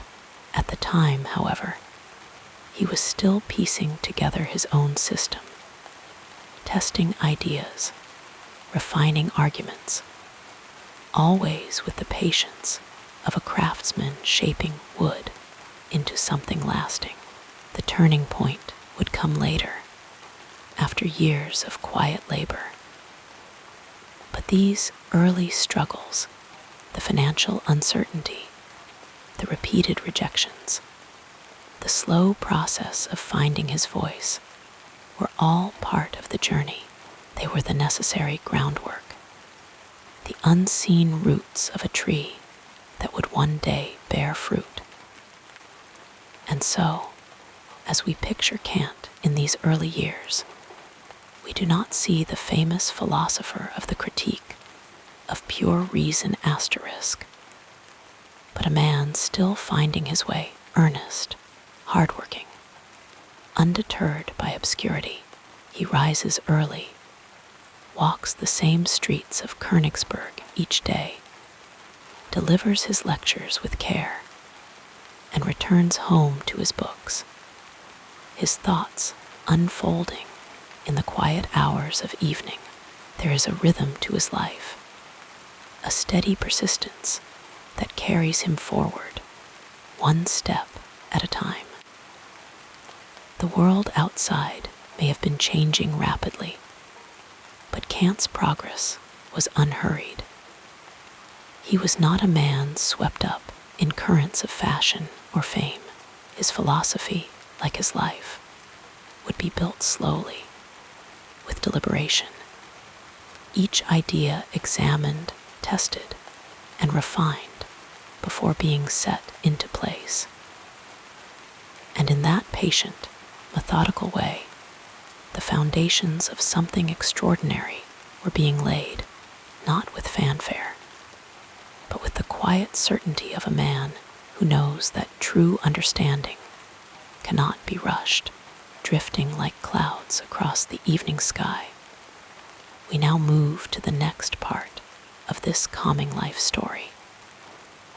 The years of quiet dedication began to bear fruit as Immanuel Kant entered what would become the most transformative period of his life.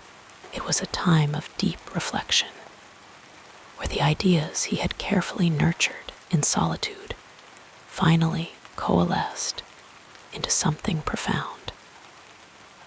He had spent years teaching, reading, and writing, always with a disciplined mind, always probing the boundaries of human understanding. And then, in 1781, after after more than a decade of silent preparation, he published the work that would change philosophy forever, the Critique of Pure Reason asterisk. This monumental text was not written in haste. Kant had labored over it for years, revising, rethinking, and refining his arguments until they reached the clarity he demanded of himself. His method was meticulous. He would rise before dawn, wrap himself in a simple robe, and sit at his desk with pen and paper, the morning stillness undisturbed by distraction. He worked in silence, save for the occasional murmur of thought or the soft scratch of his quill. Each sentence was weighed, each concept tested against the rigors of logic. He was not interested in mere speculation. He sought certainty, a foundation upon which all human knowledge could rest. The Critique of Pure Reason asterisk was his answer to the great philosophical questions of his time. Before Kant, thinkers had debated endlessly about the nature of reality, whether we could trust our senses, whether the world existed as we perceived it, or whether it was all an illusion. Some, like the rationalists, believed that reason alone could uncover truth. Others, the empiricists, argued that knowledge came only from experience. Kant saw the limitations in both approaches and sought a middle path, one that would reconcile the power of reason with the necessity of experience. His solution was revolutionary.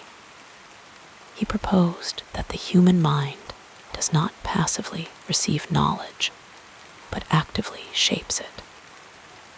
Space and time, he argued, are not things we discover in the world, but the very framework through which we perceive it. Causality, the idea that one event leads to another, is not something we observe, but a way our minds organize experience. These were not just abstract claims. They were the result of painstaking analysis, built step by step in the quiet of his study. The impact of this idea was immense. It meant that certain truths like mathematics and the basic laws of nature were not just probable but necessary, because they arose from the very structure of human thought. Yet, it also set limits. We could never know things as they truly were in themselves, only as they appeared to us. This was Kant's Copernican revolution in philosophy. Just as Copernicus had shifted the center of the universe from the earth to the sun, Kant shifted the focus from the world as it is to the mind that knows it. But Kant did not stop there. The Critique of Pure Reason was only the beginning. In the years that followed, he turned his attention to ethics, publishing the groundwork of the Metaphysics of Morals in 1785. Here, too, his approach was methodical, his reasoning precise. He sought to uncover the fundamental principle of morality, and what he found was simple in its elegance, yet profound in its implications. He called it the categorical imperative, a command of reason that applies universally, without exception. Act only according to that maxim, whereby you can, at the same time, well, that it should become a universal law, he wrote. In other words, before making a decision, one must ask, what if everyone did the same? If the answer leads to contradiction, if lying, for example, would make all communication meaningless, then the action is immoral. This was not about consequences or rewards, but duty, the obligation to act in a way that reason itself demands. Kant's ethics were strict, yet deeply humane. He believed that every person, by virtue of their rationality, possessed inherent dignity. To treat someone merely as a means to an end, to use them without respecting their autonomy, was a violation of this principle. His philosophy placed the individual at the center, not as a subject of divine command or social utility, but as a rational being capable of self-governance. By the time he published the Critique of Practical Reason asterisk in 1788 and the Critique of Judgment asterisk in 1790, Kant had constructed a vast intellectual edifice, one that touched upon metaphysics, morality, and aesthetics. Each work was a careful extension of his earlier ideas, each argument built upon the last. He wrote not for applause, but for truth, and his influence spread quietly, steadily, like the slow growth of a great tree. Students and scholars began making pilgrimages to Königsberg, not to see grand palaces or bustling markets, but to sit in the presence of the quiet professor who had reshaped philosophy. Yet Kant himself remained unchanged by his fame. He continued his disciplined routine, the early mornings, the measured walks, the evenings spent in thought. His life was a testament to the very principles he espoused: order, reason, and a deep respect for the limits of human understanding. The legacy he left was immense. His ideas would inspire generations, from the German idealists who followed him to modern thinkers, grappling with questions of knowledge and morality. Even those who disagreed with him could not ignore the rigor of his thought, the clarity of his vision. He had shown that philosophy was not mere speculation, but a serious, systematic inquiry into the foundations of human experience. And so, as we think of Kant in his later years, we see not just the author of great works, but a man who lived as he wrote, with patience, discipline, and unwavering commitment to truth.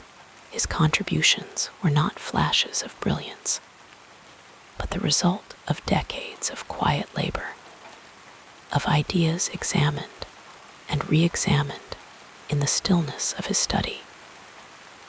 In a world that often moves too quickly, his life reminds us that some things, understanding, wisdom, moral clarity, cannot be rushed. They unfold in their own time, like the slow turning of pages in a book read by candlelight. Each word savored, each thought given its due weight, and as the candle burns low and the night grows still, we can almost picture him there, in the soft glow of lamplight, pen in hand, his mind ever at work, not in haste, not in pride, but in the quiet certainty that truth, when sought with sincerity, will always reveal itself in time. As your breathing becomes more regular, let us continue with the next chapter of our biography. There is something deeply comforting in tracing the quiet turning points of a life like Immanuel Kant's. How small moments, like gentle ripples in a still pond, gradually shaped the vast ocean of his thought. His life was not one of dramatic upheavals or sudden revolutions, but of patient, deliberate choices, each one a stepping stone toward a philosophy that would change the world. Let us drift back through time, moving slowly, as if turning the pages of an old, well-loved book, to explore the moments that defined him. One of the earliest and most profound crossroads in Kant's life came in his youth, when he was a bright but penniless student at the University of Königsberg. His father, a humble harness maker, had hoped his son might enter the clergy, a secure and respectable path. But young Kant, though deeply respectful of faith, found himself drawn instead to the rigorous world of philosophy and the natural sciences. The weight of this decision, to follow his intellectual curiosity rather than the expected path, was immense. Had he chosen differently, had he bowed to convention and become a pastor, the history of philosophy might have lost one of its most original voices. But in that quiet moment of resolve, he stepped onto a different road, one that would lead him not to the pulpit, but to the lectern and the writing desk, where he would spend his life unraveling the mysteries of human reason. Years later, another quiet but decisive moment arrived when Kant, now a private tutor for wealthy families, faced the question of whether to remain in the comfort of such employment or return to the university as an unsalaried lecturer. It was a risk. Teaching without a fixed income meant uncertainty, even hardship. But Kant, ever the patient seeker of truth, chose the life of the mind over material security.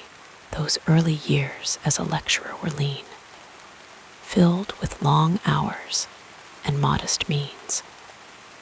Yet they allowed him the freedom to develop his ideas without constraint.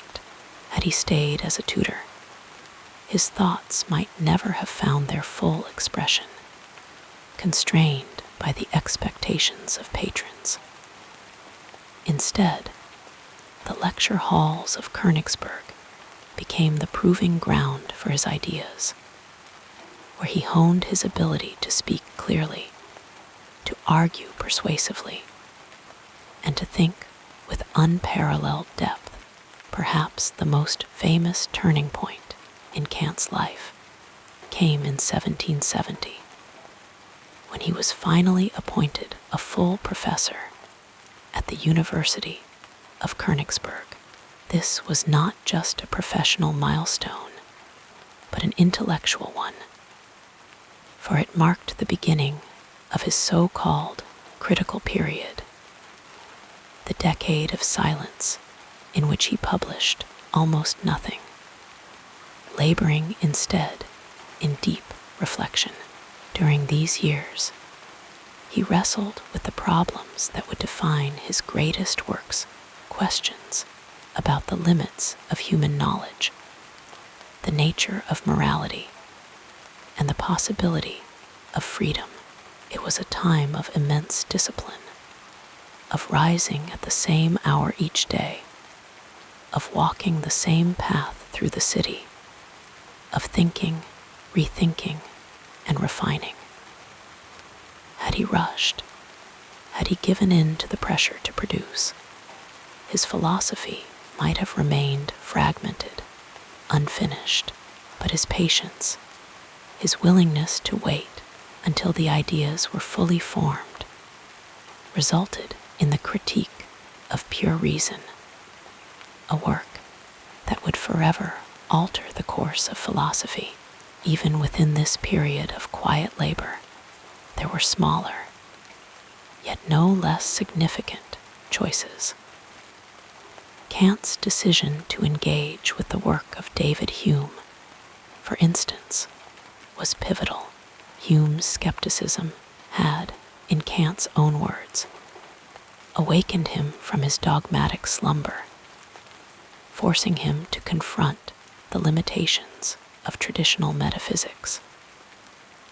This encounter could have led Kant to abandon systematic philosophy altogether, retreating into skepticism himself, but instead, he chose to answer Hume's challenge, to build a new foundation for knowledge that could withstand doubt. Without this choice, the Critique of Pure Reason might never have been written, and the world might never have known his revolutionary distinction between phenomena and noumena. The idea that we can only know the world as it appears to us, not as it is in itself. Another quiet turning point came later in life, when Kant, already famous, was invited to leave Königsberg for more prestigious positions at other universities. He declined each time, choosing instead to remain in the city of his birth, a place of quiet routine and familiar streets.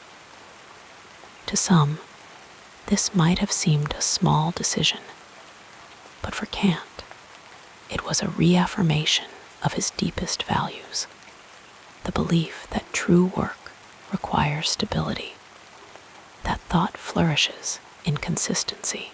Had he left, had he sought the distractions of a busier academic life, his later works, like the Critique of Practical Reason and the Critique of Judgment, might have been lost in the noise of new surroundings, but by staying, he preserved the conditions that allowed his mind to work at its own rhythm, undisturbed. As we reflect on these moments, each one a quiet but decisive step, we see how easily things might have been different. A young Kant might have become a clergyman, his philosophical insights never shared. A struggling lecturer might have chosen security over scholarship, leaving his ideas half-formed. A professor might have rushed his great work, or abandoned it entirely in the face of skepticism. And yet, at each turn, he chose the path of patient inquiry, of unwavering dedication to truth. And so, as the night deepens and the world outside grows still, we can imagine Kant in his study, the lamplight casting long shadows, his pen moving steadily across the page. Each word, each thought, is the result of these choices, these quiet moments of resolve.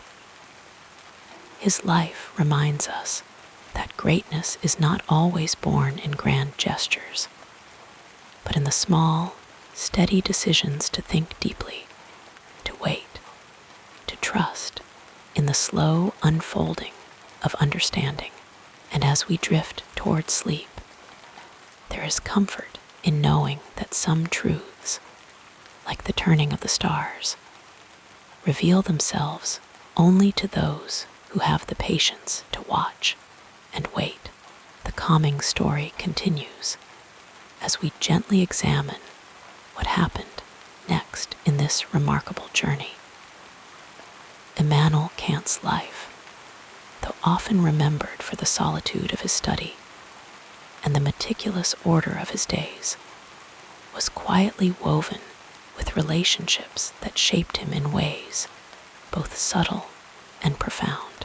His connections, family, friends, students, and colleagues formed a gentle undercurrent beneath his towering intellectual achievements.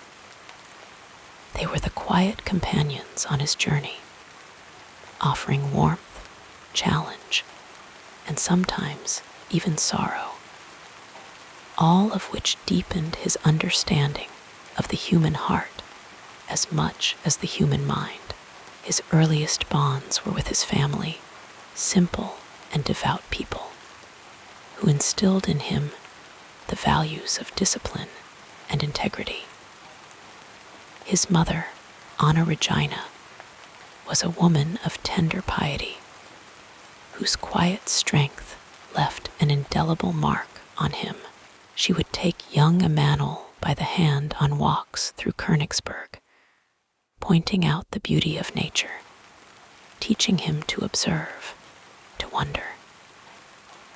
These moments, though small, planted the seeds of curiosity that would later blossom into his philosophical inquiries.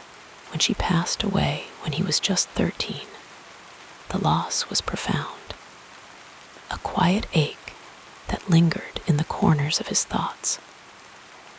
His father, Johann Georg, a harness maker, was a man of few words but deep conviction, showing his son the dignity of honest labor.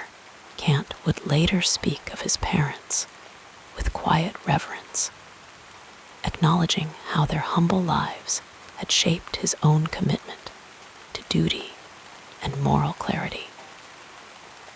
As a young student, Kant found his first true intellectual companionship among his peers and teachers at the University of Königsberg. One of his most influential mentors was Martin Knudsen, a philosopher who introduced him to the works of Newton and Leibniz, opening doors to worlds of thought Kant had only glimpsed before.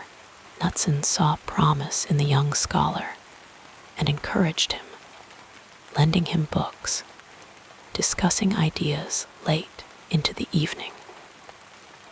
These conversations, though sometimes rigorous, were filled with a warmth that Kant would remember fondly in later years, when he himself became the mentor, guiding the next generation of thinkers. Friendship for Kant was never a loud or boisterous affair, but a steady presence, a shared silence as much as shared words. One of his closest friends was Joseph Green, an English merchant living in Königsberg. Their bond was unlikely. Green was a practical man of business, Kant a philosopher lost in abstraction. And yet, they complemented one another perfectly. Green's grounded nature provided a counterbalance to Kant's soaring intellect, and their long walks through the city became a cherished ritual. It was Green who often gently teased Kant out of his excessive seriousness, reminding him to laugh, to enjoy the simple pleasures of good company and a well-prepared meal. Their friendship was a reminder that wisdom need not be solemn, that even the most profound minds thrive when touched by ordinary joy. There were others, too, who left their mark on Kant's life. Johann Georg Hamann, a fellow philosopher and occasional critic, was a figure of both admiration and frustration for Kant. Their debates could be sharp, their disagreements deep, and yet there was a mutual respect that endured. Hamann's mystical inclinations challenged Kant's rationalism, pushing him to refine his arguments, to question his own assumptions. Even in disagreement, Kant found value, for it was through these encounters that his ideas were tested, polished, made stronger. And then there were his students, who came to him eager, restless, hungry for knowledge. Kant took his role as a teacher seriously, seeing in each young mind a spark worth nurturing. He lectured not with the dryness of a detached scholar, but with a quiet passion, drawing his students into the beauty of philosophy. One of them, Marcus Hers, would become both a devoted pupil and a dear friend, their correspondence lasting years, filled with discussions of ethics, metaphysics, and the mysteries of human nature. Hers, like Green, provided a connection to the world beyond the university walls. His letters bringing news of scientific discoveries, political upheavals, and the shifting tides of intellectual life in Europe. Yet for all these rich connections, Kant's life was not without its absences, its quiet sorrows. He never married, though there were whispers of possible romances fleeting, unconfirmed, like shadows at the edge of his biography. Some speculated that he had once been deeply attached to a woman who chose another, leaving him with a resigned acceptance of solitude. Others suggested that his devotion to his work left little room for such entanglements. Whatever the truth, Kant's personal life remained private, his heart guarded, his affections expressed most freely in the constancy of his friendships, rather than the turbulence of romance. Even in his later years, as his fame grew, and invitations poured in from across Europe, Kant remained rooted in Königsberg, surrounded by the familiar faces that had shaped his world. His housekeeper, the steadfast lamp, became an almost familial presence, tending to his needs with quiet efficiency, allowing him the peace to think, to write, to be. When Lamp, in his old age, began to falter, Kant ensured he was cared for, a small but telling act of loyalty to a man who had served him so long.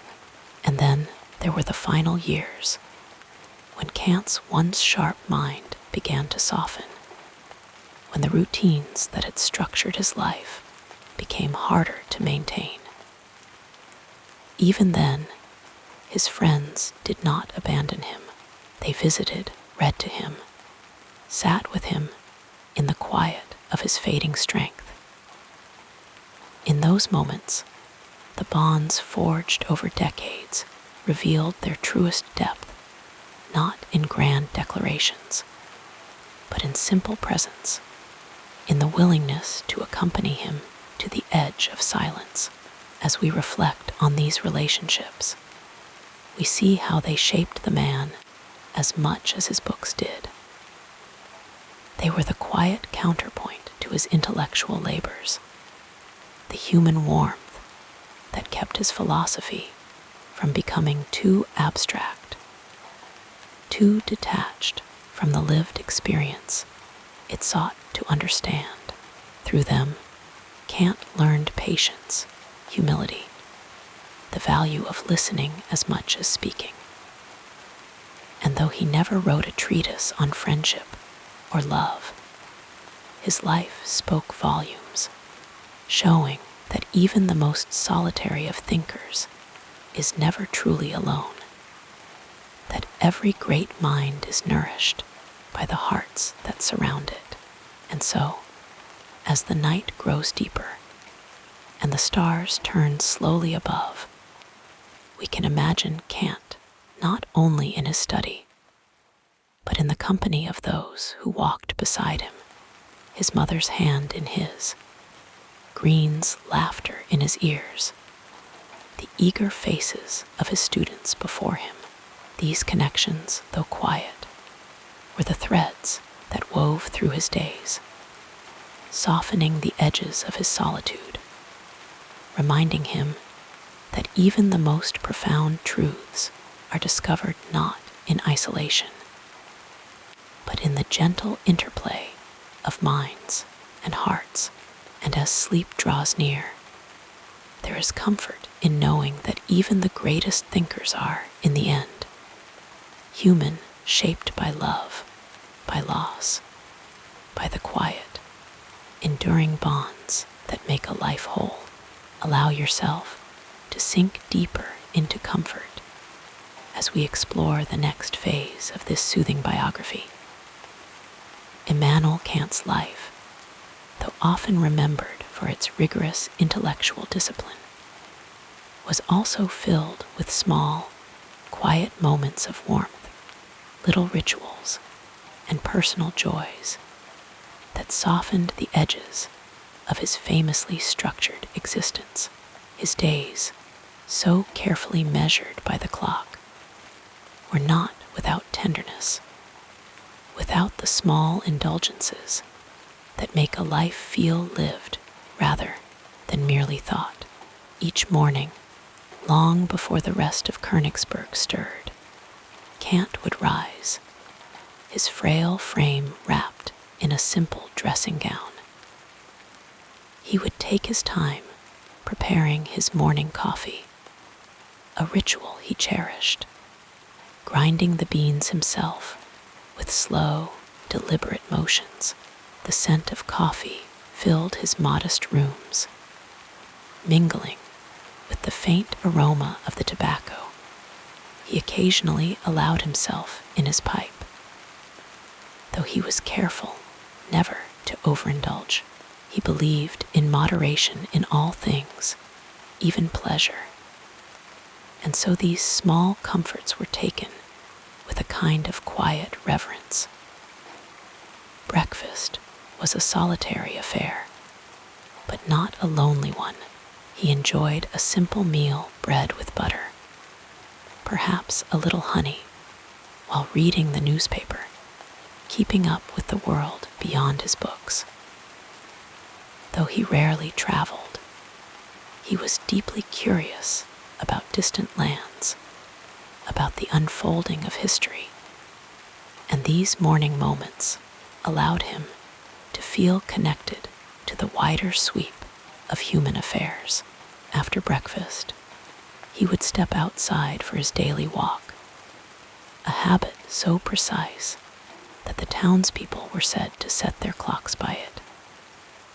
He strolled at the same time each day, rain or shine, along the same route, through the Lindenstrasse, past the old fortifications, his hands clasped behind his back, his thoughts wandering as freely as his feet did not.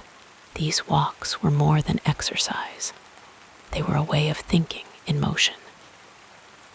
The rhythm of his steps seemed to order his mind, and it was often during these strolls that ideas would crystallize, solutions to philosophical puzzles emerging as naturally as the turning of the seasons. Sometimes a friend or student would join him, and then the walk would become a conversation, an exchange of thoughts as steady as their footfalls. But even when alone, he was never truly solitary. He greeted neighbors, paused to admire the blooms in a well-tended garden, or simply watched the play of light on the river Progel, its waters moving ceaselessly toward the sea. When he returned home, he would settle into his study, a space of quiet order. Books lined the walls, each in its proper place, and his desk was kept meticulously clean, as if the clarity of his surroundings mirrored the clarity he sought in his thoughts. Here he would write, his quill scratching softly across the page, filling volumes with the ideas that would shape Western philosophy. But even this work was not without its interruptions of warmth. His housekeeper, the faithful lamp, would bring him lunch, simple, nourishing meals that sustained both body and mind. Kant was fond of good food, though never to excess, and he took pleasure in the comfort of a well-prepared dish, especially when shared with a guest. His social life, though modest, was rich in its own way. He never married, but he was far from a recluse. Evenings often found him hosting small gatherings, inviting friends and colleagues to his home for conversation. These were not the grand salons of Paris or Vienna, but intimate affairs, where the talk was lively but never hurried, where laughter was as welcome as debate.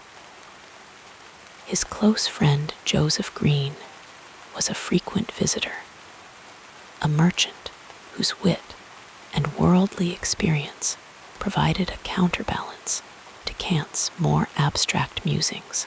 Green's humor could draw a rare, full-hearted laugh from Kant, a sound that those who knew him cherished, for it revealed the man beneath the philosopher. Music, too, had its place in his life, though he had no great skill as a musician himself. He loved to listen, finding in its harmonies a kind of wordless philosophy. A well-played piece could move him deeply, stirring emotions that his disciplined mind did not always express. And then there was his love of nature, of the quiet beauty of the countryside around Königsberg. On rare occasions, he would take a carriage beyond the city to walk in the open air, to feel the wind on his face and see the horizon unbroken by rooftops. These outings refreshed him, reminding him that the world was larger than the walls of his study. As the years passed, these small joys became even more precious. In his later life, when his strength began to wane, his routines grew slower, gentler. His walks became shorter, his study sessions briefer, but his appreciation for the comforts of friendship and quiet reflection only deepened. His friends, sensing the weight of time, visited more often, reading to him when his eyes grew tired, sitting with him in companionable silence when words were no longer needed. And so, as we imagine him in those final years, we see not just the great thinker, but the man, the one who savored his coffee, who laughed with old friends, who found solace in music and the steady rhythm of his daily walks. His life was a tapestry of thought and feeling, of discipline and tenderness, proving that even the most rigorous mind is nourished by the quiet, ordinary joys of being human. And as sleep draws near, there is peace in knowing that wisdom is not found in books alone, but also in the small, warm moments that fill the spaces between them. Like a gentle river flowing toward the sea, our story continues with the next meaningful chapter. Immanuel Kant's life was one of quiet rhythms, a steady cadence of thought and routine that shaped his days like the gentle turning of pages in a well-loved book. From his early years as a young scholar to his later days as an aging philosopher, his habits were as precise as clockwork, yet softened by small pleasures that made his disciplined existence feel warm and human. In his youth, when energy still burned brightly within him. His mornings began early. As the first light of dawn crept through the narrow windows of his modest lodgings, he would rise at exactly 5 o'clock, a habit he maintained for decades, never allowing himself the indulgence of lingering in bed. The air would still be cool, the streets of Königsberg quiet, as he dressed with care in his simple, yet dignified attire, a dark coat, a neatly tied cravat, the attire of a man who respected order in all things. His first act of the day was to brew a pot of strong coffee, a ritual he cherished. He would measure the grounds with exactness, pour the steaming water slowly, and inhale the rich aroma as it filled the room. Coffee was more than a drink to him. It was the spark that set his mind in motion. He would sip it slowly, seated at his writing desk, where his papers and books were always arranged just so. The desk itself was uncluttered, the surface polished smooth by years of use, and upon it rested his quills, inkwell, and the manuscripts that would one day reshape philosophy. By 6 o'clock, he was deep in study, his mind sharpest in these early hours. He read voraciously, making careful notes in the margins of books, his handwriting precise, and even his library was his sanctuary. Shelves lined with volumes on metaphysics, ethics, and science, each one a doorway to another world of thought. Yet, even in his most intense bouts of reading, he never allowed himself to become entirely lost in abstraction. At precisely 7 o'clock, he would pause, setting aside his work to prepare a light breakfast, perhaps a piece of rye bread with butter, a small portion of cheese, eaten not for indulgence, but for sustenance. Mid-morning was reserved for writing, the time when his most profound ideas took shape. He would dip his quill into the inkwell, the scratch of nib against paper, the only sound in the quiet room. He worked methodically, never rushing, never forcing his thoughts. If an idea refused to come, he would stand, stretch his legs, and gaze out the window for a moment, letting his mind wander before returning to the task at hand. The streets below would be stirring by then, the sounds of carts and distant conversations drifting up. But he had trained himself to work undisturbed by such distractions. At noon, he would leave his desk for his daily walk, a ritual as unchanging as the sunrise. He stepped out into the cobbled streets of Königsberg, his pace measured, his path always the same. The townspeople grew so accustomed to his punctuality that they joked they could set their clocks by his passing. He walked alone, never hurrying, his eyes taking in the play of light on the cathedral spires, the rustle of leaves in the linden trees. Sometimes, if the weather was fine, he would venture beyond the city gates, where the open fields stretched before him, and the air was sweet with the scent of earth and grass. These walks were not just exercise, they were meditation, a time when the knots of thought unraveled and new ideas drifted into his mind like clouds across the sky. Upon returning, he would take his midday meal always at the same hour, always in the company of friends if they were available. His table was simple but well set, his portions modest. He enjoyed good conversation. Though he spoke little unless he had something meaningful to say.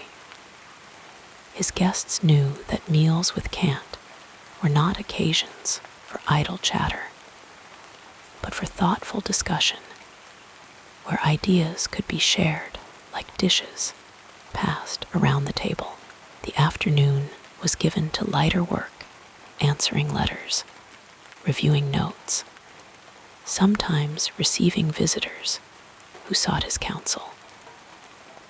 His study was a place of quiet warmth, the fire crackling softly in the hearth during colder months, the walls lined with portraits of thinkers he admired.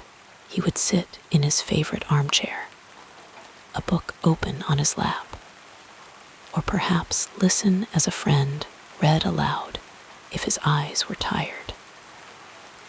Music, when it played, was a rare and treasured interlude, though he never learned to perform himself. He found deep pleasure in the strains of a well-played sonata, the harmonies stirring emotions that his disciplined intellect seldom expressed. As evening fell, his pace slowed. He would take a final cup of tea, savoring its warmth, before retiring to his reading once more. But now the work was gentler, less demanding, perhaps a volume of poetry or a letter from a distant colleague. By 10 o'clock, he would extinguish the candles, the room sinking into darkness as he lay in bed. Sleep came easily to him, for his mind, though vast in its contemplations, was untroubled by restlessness. He had lived the day as he intended, with order and purpose, and so he could surrender to the quiet embrace of night without regret. In his later years, as age softened his once strict routines, his days grew simpler still. The walks became shorter, the study sessions briefer, but the essence of his life remained unchanged. He still rose early, still took his coffee with the same quiet pleasure, still welcomed friends to his table, and when the weight of years made even these small rituals difficult, his companions would read to him, their voices a comfort as the firelight flickered against the walls. And so, as we imagine him in those final days, we see not the stern philosopher of legend, but a man who found joy in the steady rhythm of ordinary things, the taste of coffee, the sound of a friend's voice, the slow turn of seasons outside his window. His life was a testament to the beauty of routine, the quiet power of a mind at peace with its own habits. And as sleep draws near, there is solace in knowing that even the greatest thinkers find rest in the small, familiar motions of the day. As your thoughts grow quieter, we'll continue our peaceful exploration of this fascinating life. Immanuel Kant's philosophy was like the slow, steady rhythm of the tides, deep, measured, and unwavering. Born in Königsberg in 1724, he spent nearly his entire life in that quiet city, where the rhythm of his days mirrored the precision of his thought. His worldview was built upon the belief that reason, not mere tradition or emotion, should guide human life. Yet his was not a cold or detached rationality. It was a gentle, deliberate process, one that sought to understand the very foundations of human experience. In his early years, Kant was deeply influenced by the rationalist philosophers of his time, men like Leibniz and Wolff, who believed that pure reason could unlock the mysteries of the universe. But as he grew older, his thinking shifted, like the gradual turning of a page. The writings of David Hume, who questioned the certainty of human knowledge, stirred something in him. He later said that Hume had awakened him from his dogmatic slumber, a quiet admission that even the most disciplined minds must sometimes pause and reconsider. This moment of reflection led Kant to his greatest work, The Critique of Pure Reason, where he sought to reconcile reason and experience. He proposed that while we can never know the world as it truly is, what he called the thing in itself, our minds shape reality through categories like time and space. It was a humble philosophy, one that acknowledged the limits of human understanding, even as it celebrated the power of thought. Knowledge, then, was a dance between what we perceive and how we make sense of it. Kant's moral philosophy was just as deliberate. He believed that true morality was not about consequences, but about duty, the quiet, steadfast commitment to doing what was right simply because it was right. His famous categorical imperative asked us to act only in ways that could become universal laws. Act as if the maxim of your action were to become, by your will, a universal law of nature, he wrote. It was a principle that required deep reflection, a slowing down of impulse, a return to reason before action. His daily life mirrored this disciplined thought. He rose at exactly 5 each morning, drank his coffee with methodical care, and worked without distraction until his famous afternoon walks. These walks were so punctual that neighbors set their clocks by him, a testament to the quiet order he valued. Yet, within this routine was not rigidity, but a kind of peace, a mind so certain of its habits that it could wander freely in thought. Kant's belief in human dignity was unwavering. He argued that every person must be treated as an end in themselves, never merely as a means to another's goals. This principle, simple yet profound, shaped his views on politics, education, and even friendship. He spoke against war, against deception, against any system that reduced human beings to objects. So act that you use humanity, whether in your own person or in the person of any other, always at the same time as an end, never merely as a means, he wrote. It was a call to see the sacred in the ordinary, to recognize the worth in every soul. As he aged, Kant's philosophy softened, not in its principles, but in its expression. He grew more interested in beauty, in the way art and nature could inspire the moral imagination. His later work, The Critique of Judgment, explored how beauty and the sublime could lift the human spirit, how a sunset or a symphony could speak to something deeper than logic. He saw in these moments a kind of harmony, a quiet reflection of the moral order he had spent his life defending. His final years were spent in the same measured way he had always lived. Though his body weakened, his mind remained clear, his routines unbroken.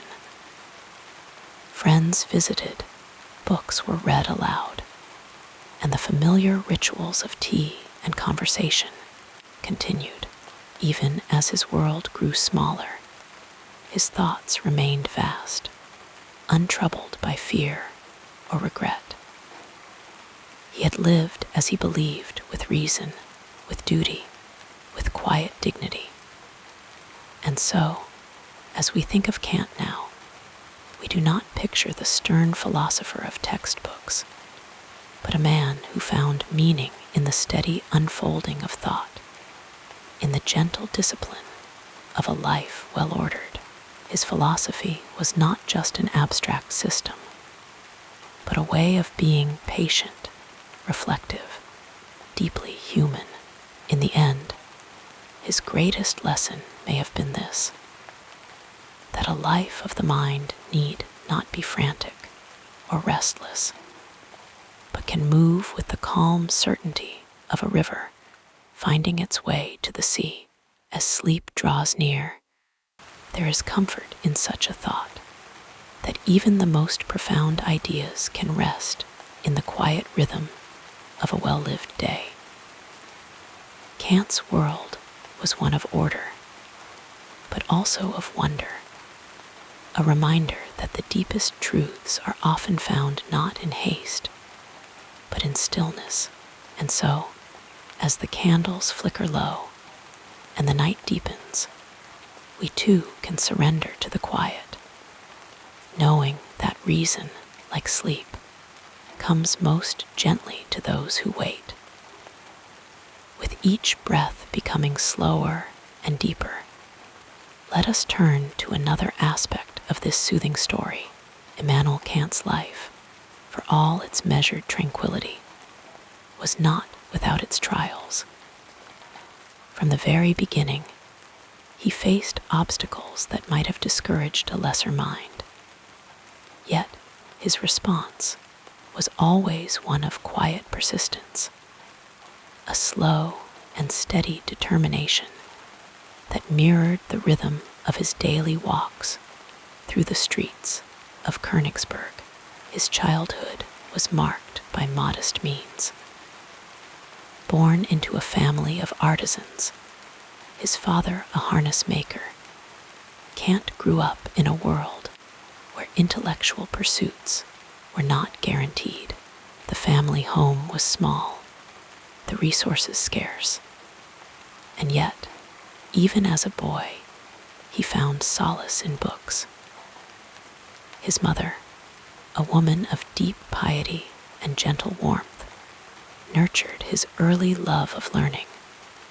Though she could offer little in the way of material support, it was through sheer will and the generosity of a local pastor that young Immanuel secured a place at the Collegium Friedrichianum, where he studied Latin, theology, and the classics. The hours were long, the discipline strict, but Kant did not complain. Instead, he absorbed knowledge like a parched root drinks in rain, slowly, steadily, without hurry. Even then, however, hardship followed. At the university, where he enrolled to study philosophy and natural sciences, he found himself without the financial means to continue his education without struggle. For nearly a decade, he worked as a private tutor for wealthy families in the countryside, a position that, while humbling, offered him time to think, to read, to refine the ideas that would later shape his philosophy. These were years of quiet labor, far from the intellectual circles he longed to join. Yet, he never allowed resentment to take root. Instead, he turned inward, cultivating patience, learning that wisdom grows not in the glare of recognition, but in the fertile dark of solitude. When he finally returned to Königsberg and secured a position at the university, the challenges did not cease. For 15 years, he served as an unsalaried lecturer, dependent on the fees paid by students who attended his classes. Some semesters, the lecture halls were full; others, they were nearly empty. The uncertainty would have frayed the nerves of a lesser man, but Kant met each day with the same quiet resolve. He rose at the same hour, taught with the same care, and wrote with the same deliberate attention, regardless of whether fortune smiled or turned away. Then came the greatest professional setback of his early career, when a prestigious chair in logic and metaphysics became vacant. Kant applied, only to be passed over not once, but twice. The rejection stung, yet he did not allow it to embitter him. Instead, he continued his work, refining his thoughts, deepening his arguments, until at last, in his late 40s, he was finally appointed to the position he had long deserved. By then, he had learned that recognition, like all things, arrives in its own time, and that the true measure of a philosopher lies not in titles, but in the steadfastness of his inquiry. Even in his later years, when fame had found him and his critique of pure reason had reshaped European thought, difficulties persisted. His health, never robust, began to decline. Stomach troubles plagued him, and his once sharp vision dimmed. Yet still, he maintained his routines: the morning lectures, the afternoon walks, the evenings spent in conversation with friends. When his body grew too weak to walk, he would sit by the window, watching the world pass by, his mind as active as ever. Perhaps the greatest test came not from without, but from within. In his 70s, after a lifetime of disciplined thought, he found himself struggling with the very faculty that had defined him, his memory. Words slipped away, names eluded him. For a man who had built his life on the power of reason, this was a cruel irony. Yet even here, he met decline with dignity. He adjusted, simplified, focused on the essentials.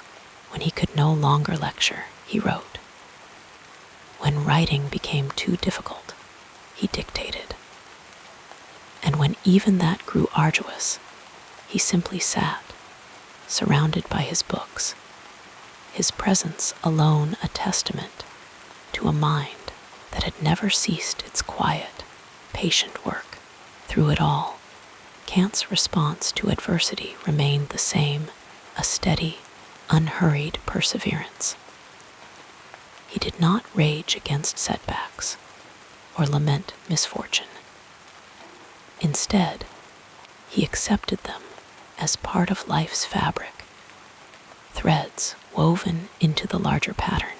He understood that obstacles, far from being interruptions, were often the very things that shaped a person, that deepened thought, that taught patience.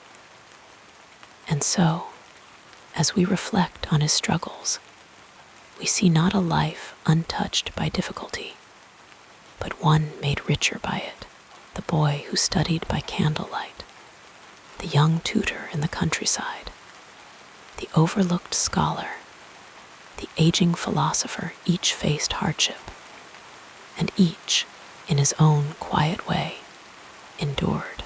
In the end, Kant's greatest lesson may lie not in his triumphs, but in his steadfastness, his gentle refusal to be hurried or harried, his unwavering belief that reason, like morning light, would always find its way through. And as sleep settles over us now, we can take comfort in that thought, that even the sharpest trials soften with time, that patience is its own kind of wisdom, and that the mind, like the night, moves at its own unhurried pace toward dawn. The tapestry of this remarkable life unfolds further as we gently explore the next meaningful period. Most know Immanuel Kant as the towering figure of the Enlightenment, the man who reshaped philosophy with his rigorous critiques and precise moral reasoning each morning, and took his daily walk with such punctuality that neighbors set their clocks by him. There were softer, quieter dimensions, little-known habits, hidden pleasures, and contradictions that made him not just a philosopher, but a person. Few would guess, for instance, that Kant had a deep love for music, though he never learned to play an instrument. In his younger years, he would often linger near the open windows of Königsberg's churches, just to listen to the organist practice, letting the harmonies drift over him like a gentle tide. He once confessed to a friend that certain melodies stirred in him emotions so profound they almost defied words, a surprising admission for a man who built his philosophy on reason, yet true to his nature. He never let this passion overwhelm him. He listened, absorbed, and then moved on, as though the music was a fleeting guest in the orderly house of his mind.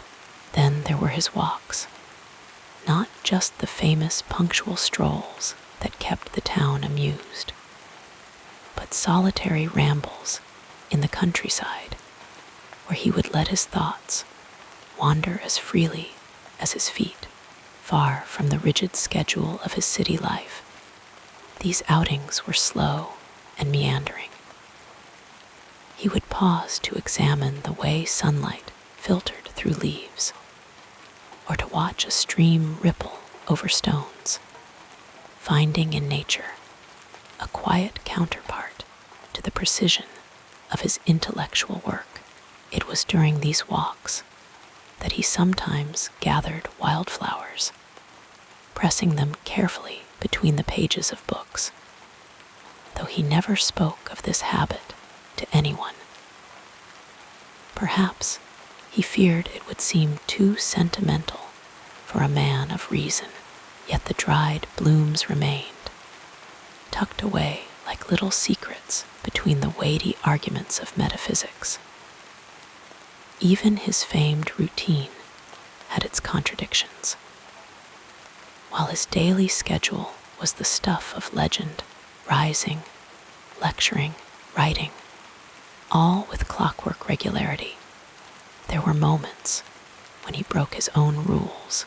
On rare evenings, if the conversation at dinner was particularly lively, he would allow himself an extra glass of wine, his cheeks growing faintly pink as he laughed at some joke, or told an unexpected anecdote from his youth. And though he famously never traveled beyond Königsberg, he devoured travelogues with the hunger of an explorer, tracing maps with his fingers and imagining distant lands. His mind, so disciplined in its work, could still wander far beyond the confines of his little study. Perhaps the most surprising thing about Kant was his fondness for children. though he never married or had a family of his own. He was known to keep sweets in his pockets for the neighborhood children, who would sometimes gather around him after his lectures. He spoke to them with the same patient seriousness he used with his students, answering their questions as if they were the most important in the world. Once, when a little girl asked him why the stars shone at night, he didn't dismiss her with a simple answer. Instead, he bent down to her level and said softly that the stars were like little lanterns hung in the sky by reason itself, so that we might never forget to look up and wonder. And then there were the quiet struggles, the small vulnerabilities he rarely showed. In his later years, as his eyesight dimmed and his hands grew unsteady, he continued to write, though each word came slowly, painstakingly. His friends urged him to rest, but he refused, not out of stubbornness, but because the act of thinking was as natural to him as breathing. Even when his body failed him, his mind remained clear, turning over ideas with the same deliberate care he had always given them. In the end, what makes Kant so human, so quietly relatable, is not just his towering intellect, but the little things, the pressed flowers, the stolen moments of music, the way he spoke to children as if they were fellow philosophers. He was a man who prized reason above all else, yet who understood that life, in all its messiness, could never be reduced to pure logic. There was room in him for tenderness, for curiosity, for the small joys that have nothing to do with grand theories, but everything to do with being alive.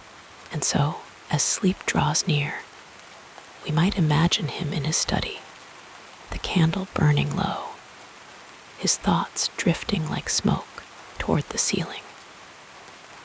Not the stern philosopher of legend, but a man who, in his quiet way, knew the value of stillness, of patience, of letting the mind settle like dust in a sunbeam.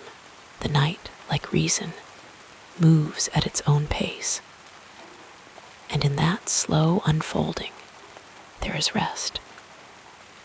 As you settle more comfortably, our narrative flows onward like soft moonlight across still waters. To understand Immanuel Kant, we must first drift back to the world he inhabited, a world in quiet upheaval, where old certainties were slowly giving way to new ways of thinking. He was born in 1724 in Königsberg, a city of cobblestone streets and towering spires, nestled along the Baltic coast. Prussia, the kingdom to which it belonged, was a place of rigid order and military discipline, ruled by the stern hand of Frederick William I. Yet beneath this surface of regimented life, the seeds of change were stirring.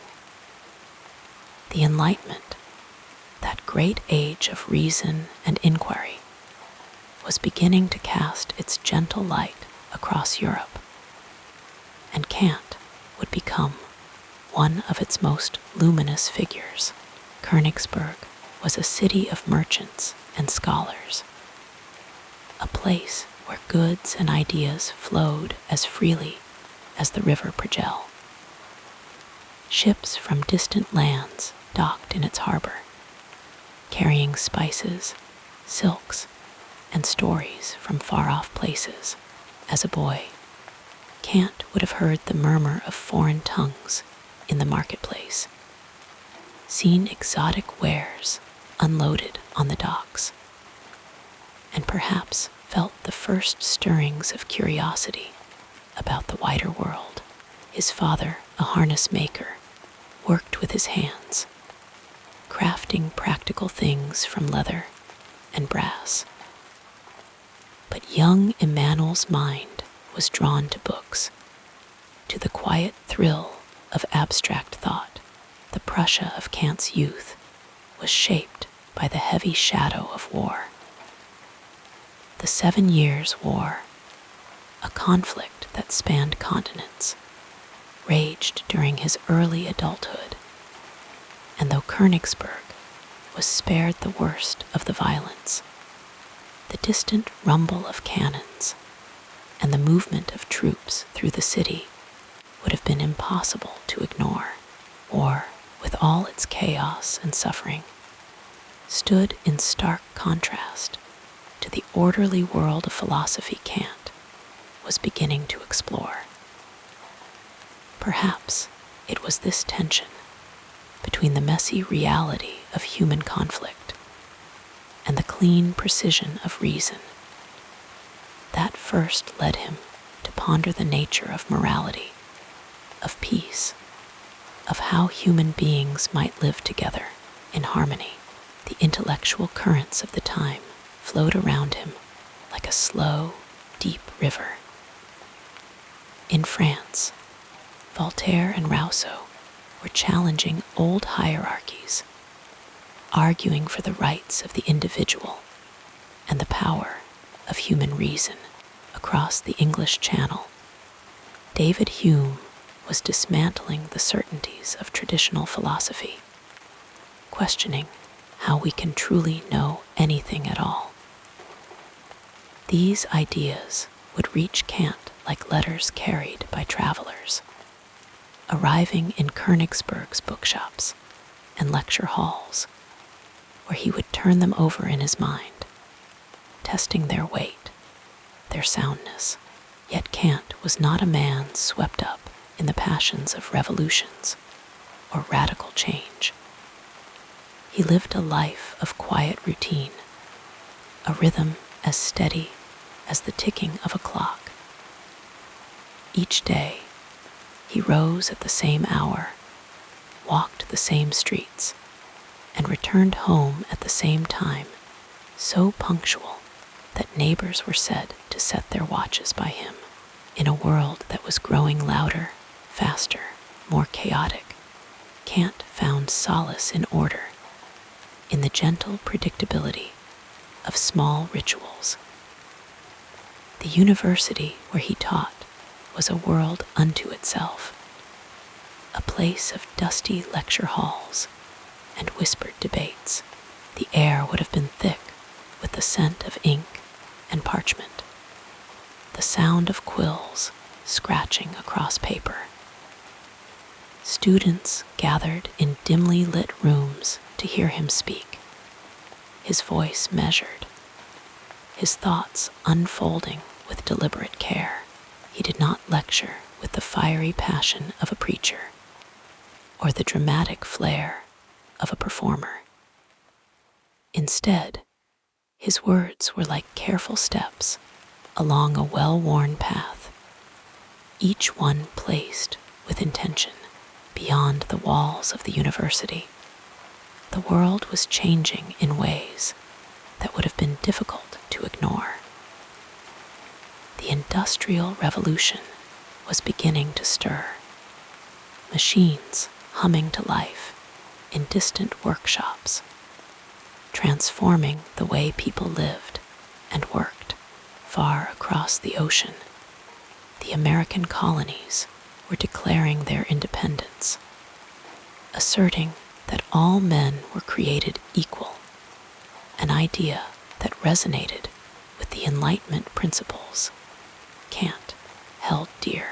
And in France, the first tremors of revolution were being felt, a storm that would soon shake the foundations of European society. Yet Kant, ever the quiet observer, did not rush to join the tumult. Instead, he continued to write, to think, to refine his ideas, with the patience of a craftsman honing a fine instrument. His greatest works, the Critique of Pure Reason asterisk, the Critique of Practical Reason asterisk, the Critique of Judgment asterisk, were not composed in bursts of inspiration, but built slowly, brick by brick, over years of quiet labor. The society he lived in was one of strict hierarchies, where birth and title still dictated much of a person's fate. Kant, the son of a harness maker, had risen through sheer intellect, a testament to the Enlightenment's promise that reason could lift a person above the circumstances of their birth. Yet he was not blind to the contradictions of his age. The same Europe that celebrated liberty and reason was also deeply entangled in the slave trade, in colonial exploitation, in systems of oppression that defied the very ideals philosophers like Kant championed. In his later years, as the 18th century gave way to the 19th, Kant would have felt the weight of time pressing upon him. The world was moving faster now, the old certainties slipping away. Napoleon's armies marched across Europe, redrawing borders with the stroke of a sword. The Romantic movement, with its emphasis on emotion and individuality, was rising in response to the cold rationality of the Enlightenment. Kant, ever the bridge between eras, would have observed these shifts with a mixture of curiosity and detachment. His mind still sharp even as his body grew frail, and so we might imagine him in his study, the candlelight flickering against the walls, the distant sound of church bells marking the hour. Outside, the world rushed forward, but here, in this quiet room, time seemed to slow. The ideas he had spent a lifetime refining, the nature of knowledge, the foundations of morality, the limits of human understanding, would outlive him, shaping the thought of generations to come. But in this moment, there is only the soft scratch of his pen, the steady rhythm of his breathing, the gentle hum of a mind at work. The night stretches on, vast and silent, and in its quiet embrace, even the greatest of thinkers must eventually rest. Let the rhythm of these words carry you further into relaxation as we continue our peaceful journey. In the quiet hours of the evening, when the world settles into stillness, it is easy to imagine the slow, steady unfurling of Immanuel Kant's influence across time. His ideas, like ripples in a vast pond, spread outward, touching minds and shaping thoughts long after his voice had fallen silent. The impact of his work was not immediate, nor was it always understood, but like the gradual turning of the seasons, it seeped into the foundations of philosophy, ethics, and even the way people came to see themselves in the world. At first, his writings were met with curiosity, then debate, and finally, a kind of reverence. His critique of pure reason, dense and demanding, puzzled many of his contemporaries. Some dismissed it as too abstract, too removed from the practical concerns of daily life. But others, patient and persistent, found within its pages a new way of understanding human thought itself. Kant had dared to ask how we know what we know, not just the facts of the world, but the very structures of our minds that make knowledge possible. It was as if he had drawn back a curtain, revealing the hidden scaffolding of reason. Over time, his ideas began to take root. Philosophers who came after him, Hegel, Schopenhauer, Nietzsche, would wrestle with his conclusions, sometimes in fierce disagreement, but always in dialogue with the questions he had raised. Even those who sought to move beyond his framework found themselves standing on the ground he had cleared. His distinction between phenomena, the world as we experience it, and noumena, the world as it truly is beyond our perception, became a cornerstone of modern thought. It was a humbling idea, a reminder that human understanding has limits, and that some mysteries may always lie just beyond our grasp. But Kant's influence was not confined to the halls of academia. Slowly, almost imperceptibly, his ideas filtered into broader culture. The notion that morality could be grounded in reason, rather than divine command or tradition, began to shape laws and social movements.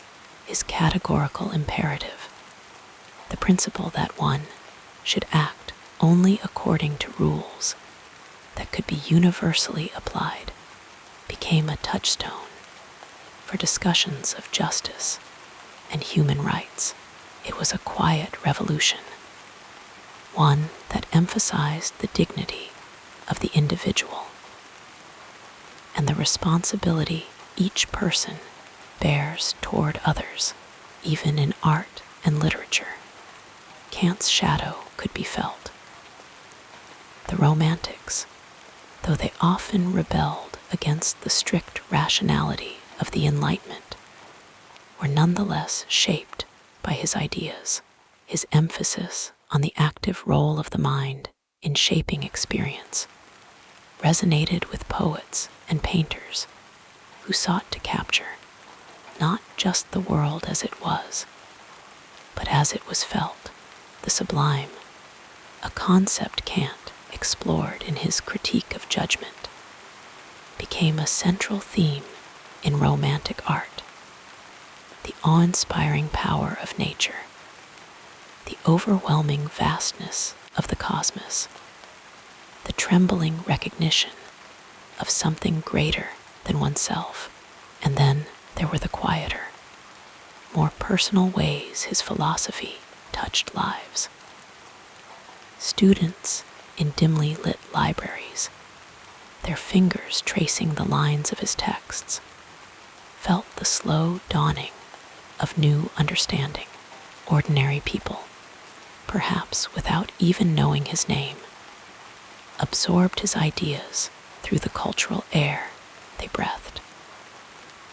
The belief that every person possesses inherent worth, that morality is not imposed from above, but arises from within. These were ideas that, once set in motion, could not easily be undone. Of course, Kant was not without his critics. Some found his system too rigid, too bound by the structures of reason. Others questioned whether his vision of morality could account for the messy, emotional realities of human life. But even in these criticisms, his influence endured. To argue with Kant was to engage with him, to stand within the intellectual world he had helped create. As the years passed, his legacy only deepened. In universities, his works remained required reading, a rite of passage for anyone seeking to understand modern philosophy. In political theory, his ideas about autonomy and human dignity informed debates about democracy and human rights, and in the quiet moments of reflection, his questions lingered. What can I know? What ought I to do? What may I hope? These were not just academic concerns, but the timeless murmurings of the human heart. And so, as the candlelight flickers and the night stretches on, we might imagine Kant's thoughts still moving among us, slow and steady, like the turning of the stars. His voice, though silent, continues to speak in the ideas he left behind, ideas that shaped not just a discipline, but the very way we understand ourselves and our place in the world. The night is long, and the mind, ever restless, may find comfort in the thought that some questions, though never fully answered, are always worth asking. And now, as sleep draws near, let these thoughts drift like leaves on a gentle stream, soft, unhurried, carrying with them the quiet weight of centuries. The world outside may rush and churn, but here, in the stillness, there is only the slow, steady pulse of ideas, timeless and enduring, like the whisper of the wind through the trees. With the gentleness of falling snow, we transition now to another meaningful chapter in this life story. Immanuel Kant was a man of quiet routines, his life unfolding with the precision of a ticking clock. Yet, within that measured rhythm lay moments of warmth, curiosity, and even whimsy. He was not merely the stern-faced philosopher of portraits, but a man who found joy in the smallest details of daily life, whose habits and peculiarities revealed a soul both disciplined and deeply human. One of the most enduring images of Kant is that of his daily walks through the streets of Königsberg, his hometown, where he lived almost his entire life. He strolled at the same hour each day, so punctually that neighbors would set their clocks by his passing. But this was no hurried march. It was a slow, contemplative amble, his mind turning over ideas as his feet carried him along familiar paths. On one occasion, so absorbed was he in thought that he failed to notice a heavy rainstorm until he arrived home, his coat thoroughly soaked. His servant, Lamp, chided him gently, to which Kant only smiled and remarked that some thoughts were worth getting wet for. Kant's love of routine was legendary, but it was not born of rigidity. It was, rather, a way of preserving the quiet space his mind needed to wander. Each morning, and his first act was to brew himself a cup of tea, a ritual he cherished. It was said that he measured the leaves with great care, believing that the perfect cup required just the right balance. Only then, with warmth in his hands and clarity in his thoughts, would he settle into his work. Though he lived a life of the mind, Kant was not distant from the world. He enjoyed company and hosted regular dinner parties where conversation flowed as freely as the wine. His guests were a mix of scholars, merchants, and townsfolk. For Kant believed that wisdom could be found in all walks of life. He had a particular fondness for storytelling, and though his own words were often measured, he delighted in the tales of others. One evening, a traveler shared an account of seeing the northern lights in Scandinavia, describing how the sky had shimmered with colors beyond description. Kant listened intently, his eyes alight with wonder, and later confessed that the story had stirred in him a longing to see the world beyond Königsberg, though he never did. Beneath his composed exterior lay a playful sense of humor. He once amused his friends by confessing that he had, in his youth, attempted to grow a mustache, only to abandon the effort when it came in patchy and uneven.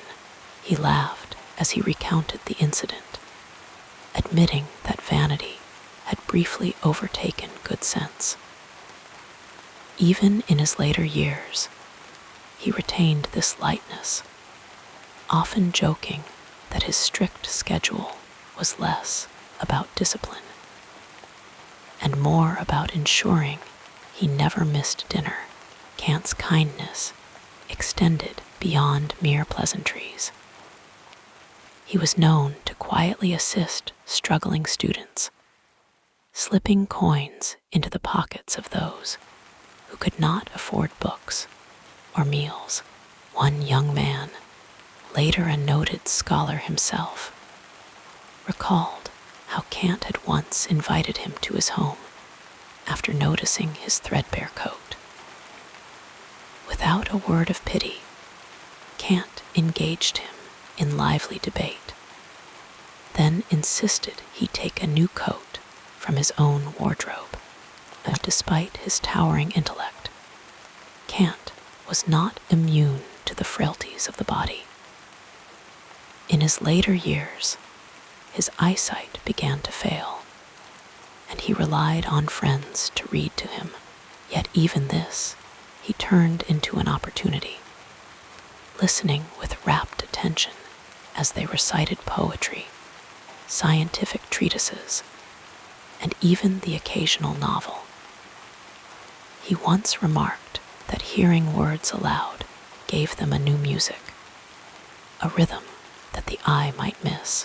One of the most touching stories from his final years involves his longtime servant, Lamp. The two had been together for decades, and though Kant was a man of exacting habits, he treated Lamp with deep respect and affection. When Lamp grew too old to work, Kant ensured he was provided for, even as his own health declined. Kant's own end came gently, as if sleep were merely the next step in his careful routine.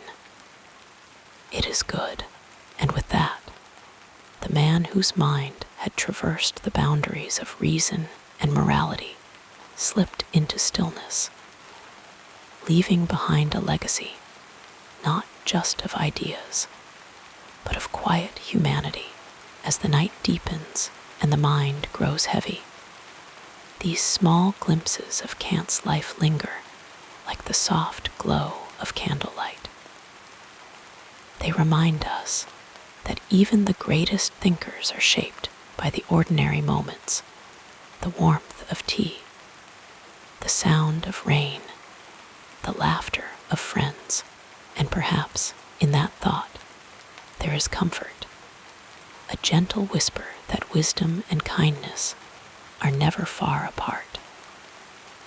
So let these stories drift through the quiet hours, like leaves settling on still water, until sleep comes and the night cradles the mind in its soft embrace.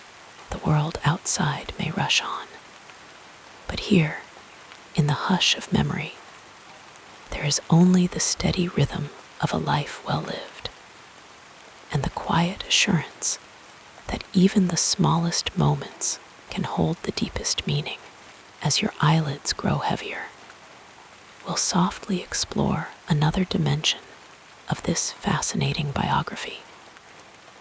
In the twilight of his years, Immanuel Kant lived with the same quiet precision that had marked his earlier days, though time had softened the edges of his once strict routines. His walks through Königsberg, always so punctual that neighbors could set their clocks by him, became shorter, his steps slower, as if the weight of his thoughts now required a gentler pace.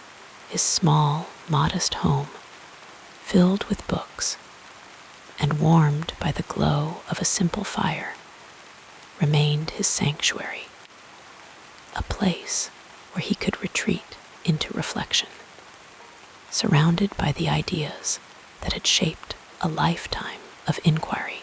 Though his body weakened, his mind remained sharp, still turning over the great questions that had occupied him for decades. In his final works, there was a sense of quiet summation, as if he were gathering the threads of his philosophy into a final, coherent whole. His last major work, The Conflict of the Faculties, explored the relationship between reason and authority, a fitting meditation for a man who had spent his life balancing the demands of intellectual freedom with the structures of society. His words, always measured, took on a softer tone in these later writings, as if he were speaking not just to scholars, but to all who sought understanding in an uncertain world. Kant's ideas, once so revolutionary, had by then begun to ripple outward, touching minds across Europe and beyond. His critique of pure reason, once met with confusion and resistance, was now being read with deepening appreciation, its arguments slowly reshaping the landscape of philosophy.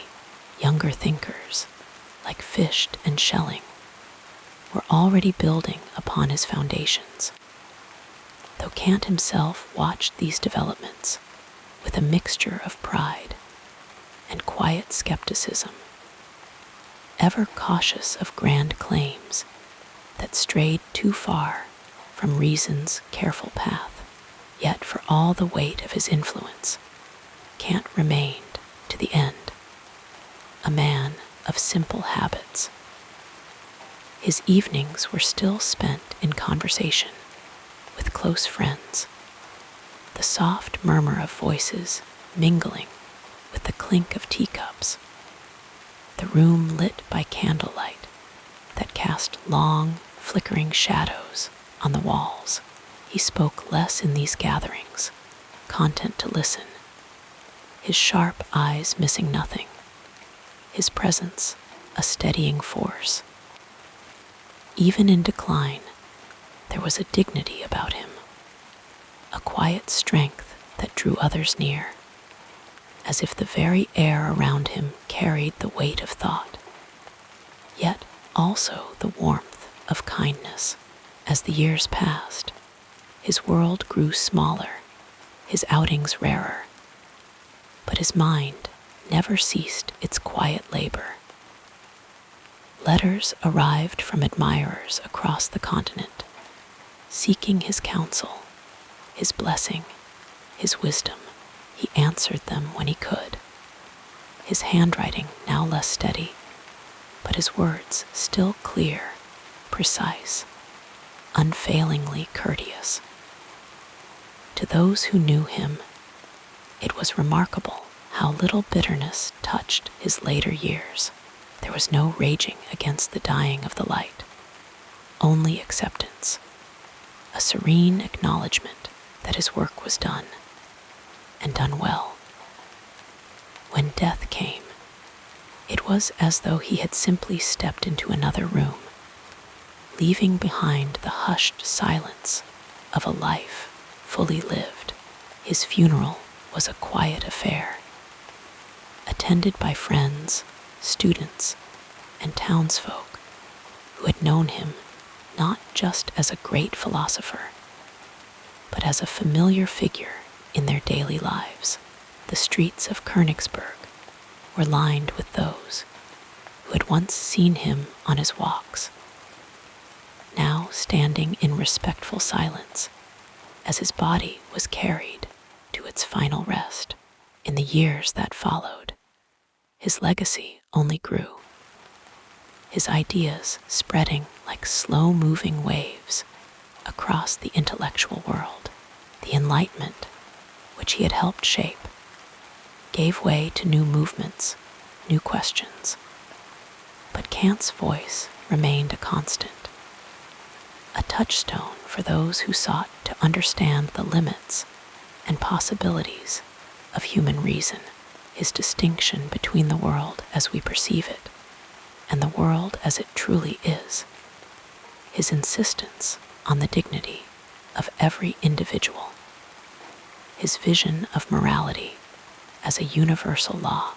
These were not just philosophical concepts, but guiding lights, shaping ethics, politics, even the way people understood their own minds. And yet, for all the grandeur of his influence, there is something deeply human in the way Kant's life unfolded. Something reassuring in the thought that even the loftiest intellects are rooted in the small, steady rhythms of existence. He was a man who cherished his routines, who found joy in the familiar, who lived not in the abstract realms of thought alone, but in the quiet, everyday world of walks and meals and conversations with friends. Perhaps that is why his final words, "Es ist gut," it is good, carry such quiet power. They were not the pronouncement of a philosopher summing up his life's work, but the simple, contented sigh of a man who had lived fully, thoughtfully, and well. There is a peace in that, a gentle reminder that even the most profound lives are made up of ordinary moments, strung together like beads on a string, each one precious in its own way.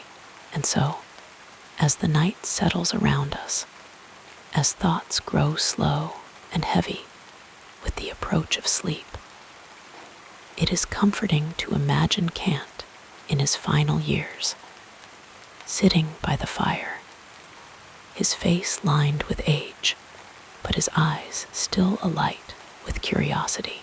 The world outside might have been changing, the winds of history stirring, but in that quiet room, there was only the soft sound of pages turning, the occasional murmur of thought, the steady ticking of the clock marking the passage of time.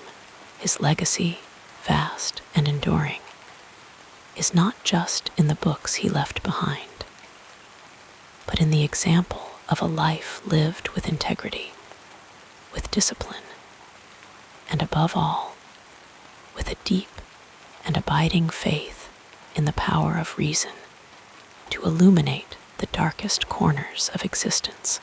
To read his work is to walk alongside him, to see the world through his eyes, if only for a moment. And in that shared journey, there is a kind of companionship, a quiet understanding that transcends the centuries. So let these thoughts drift now, like embers rising from a dying fire, glowing softly before fading into the night. The story of Kant's later years is not one of decline, but of quiet fulfillment, a gentle winding down of a life that had burned long and bright. And in that gentleness, there is a lesson, a whisper that lingers in the stillness. That wisdom need not be loud to be profound, and that a life well lived leaves echoes that never truly fade away. Sleep comes now, soft and slow, and with it the quiet assurance that even in stillness, the mind can wander great distances, tracing the paths of those who came before, finding rest in the knowledge that some truths, like the stars, remain constant, guiding us even in the deepest dark. The gentle cadence of our story continues, flowing like a peaceful stream through the next chapter. Immanuel Kant's legacy is like a quiet river, flowing steadily through the centuries, its waters never still, yet never turbulent. His ideas, first penned in the hushed solitude of his study in Königsberg, have rippled outward in ways he could never have imagined, touching minds and shaping thoughts far beyond the borders of his small Prussian town. Even now, as the world spins forward into new eras of thought and discovery, Kant's voice remains a gentle presence in the background, a whisper of reason in the clamor of modern life. One of the most enduring aspects of his philosophy is the notion of the asterisk categorical imperative asterisk, that moral law which commands us to act only according to principles that could be universalized. This simple yet profound idea has woven itself into the fabric of ethical thinking, inspiring generations of philosophers, lawmakers, and ordinary people seeking to live with integrity. The great German idealists who followed him, Fichte, Schelling, Hegel, each took his work in new directions, building upon his foundations, while sometimes challenging his conclusions. Hegel, in particular, saw history as a grand unfolding of reason, a vision that owed much to Kant's belief in the power of human rationality. But Kant's influence did not remain confined to the halls of academia. In the quiet corners of everyday life, his ideas took root in unexpected ways. The American transcendentalists, Emerson, Thoreau, found in Kant's distinction between the phenomenal and noumenal worlds a spark for their own meditations on nature and the soul. Thoreau's retreat to Walden Pond, his deliberate choice to live simply and reflect deeply, carried echoes of Kant's disciplined life. His belief that true freedom lay not in following impulse, but in obeying the moral law within. As the 19th century gave way to the 20th, Kant's thought continued to resonate, even as new philosophies arose to question his certainties. The existentialist Sartre, Camus, grappled with his ideas about autonomy and freedom, though they often rejected his faith in universal reason. For them, the world was more ambiguous, more fraught with uncertainty. Yet even in their dissent, they were engaging in a conversation that Kant had begun. His shadow lingered in their debates, a quiet reminder that some questions about duty, about meaning, refuse to fade away. In the realm of science, too, Kant's fingerprints can be found. His assertion that we do not see the world as it truly is, but rather as our minds structure it, anticipated later discoveries in psychology and neuroscience. The idea that reality is, in some sense, constructed by the perceiver found echoes in the work of thinkers like Ernst Cassirer, who saw human understanding as a web of symbolic forms.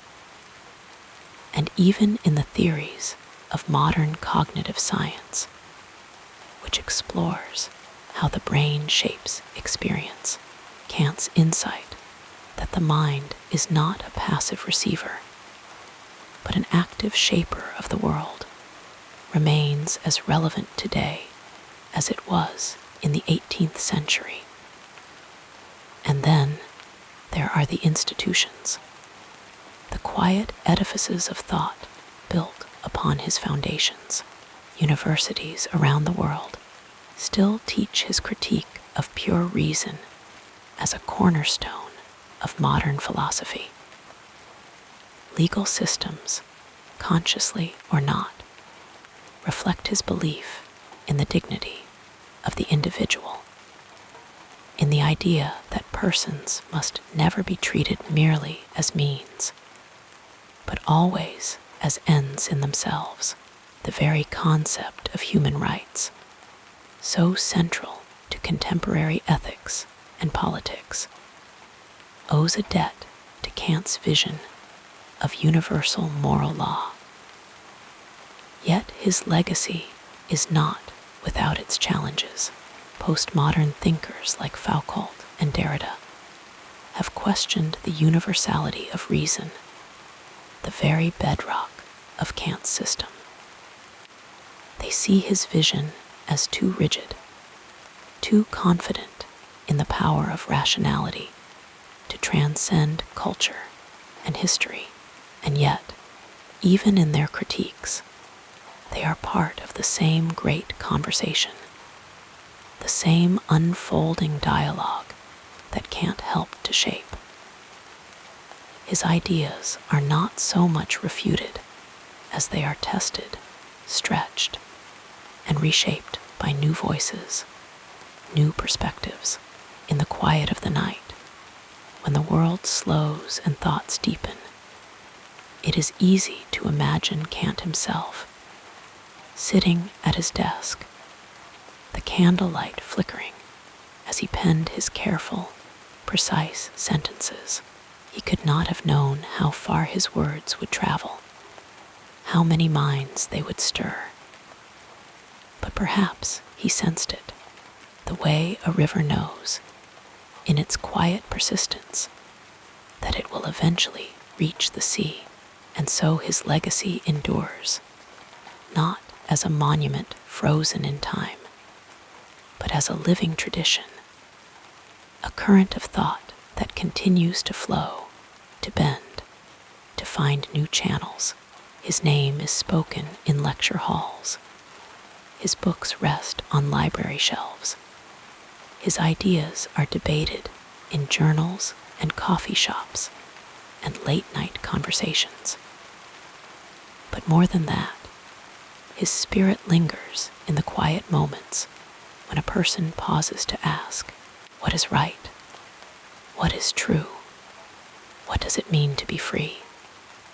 These questions, so simple and so profound, are his true legacy. They do not demand immediate answers, only reflection, the kind of deep, unhurried thought that Kant himself prized. And in that reflection, there is a kind of peace, a reassurance that even in a world of noise and haste, some voices remain clear, some lights remain steady. So let the mind drift now, carried by the gentle current of these thoughts.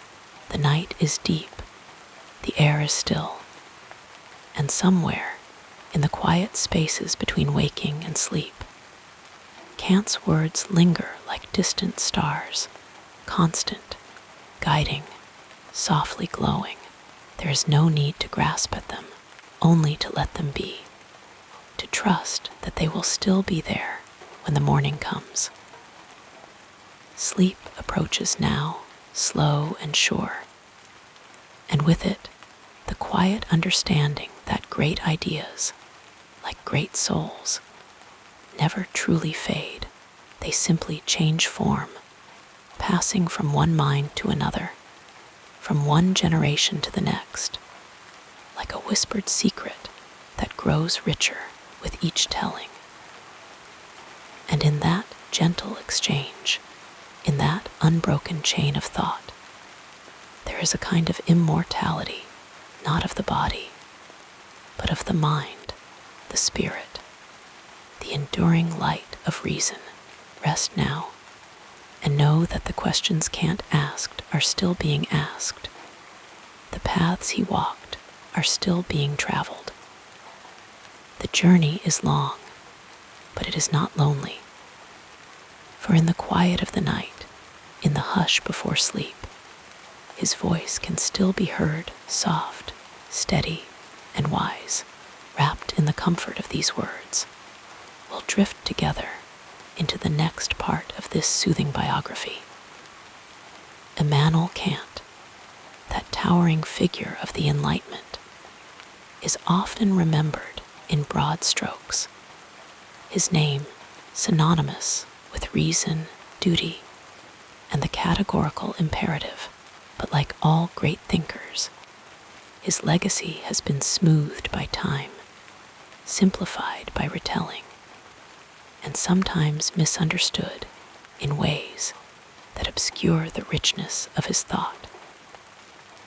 As the night settles around us, let us gently unravel some of these myths, not to correct or challenge, but to restore the quiet complexity of a mind that was far more nuanced than popular memory often allows. One of the most persistent myths about Kant is that he was a rigid, almost mechanical thinker, a man of cold logic who lived by strict routines and demanded the same from others. It is true that his daily walks through Königsberg were so punctual that neighbors could set their clocks by him. But this image of a man imprisoned by habit misses the warmth and curiosity that animated his life. Kant was deeply engaged with the world around him. He lectured on geography, anthropology, and even the natural sciences with a sense of wonder. His writings on the sublime in nature reveal a man who felt awe before the vastness of the starry sky, not just a logician dissecting it. The real Kant was not a machine, but a human being who sought to reconcile the order of reason with the chaos of lived experience.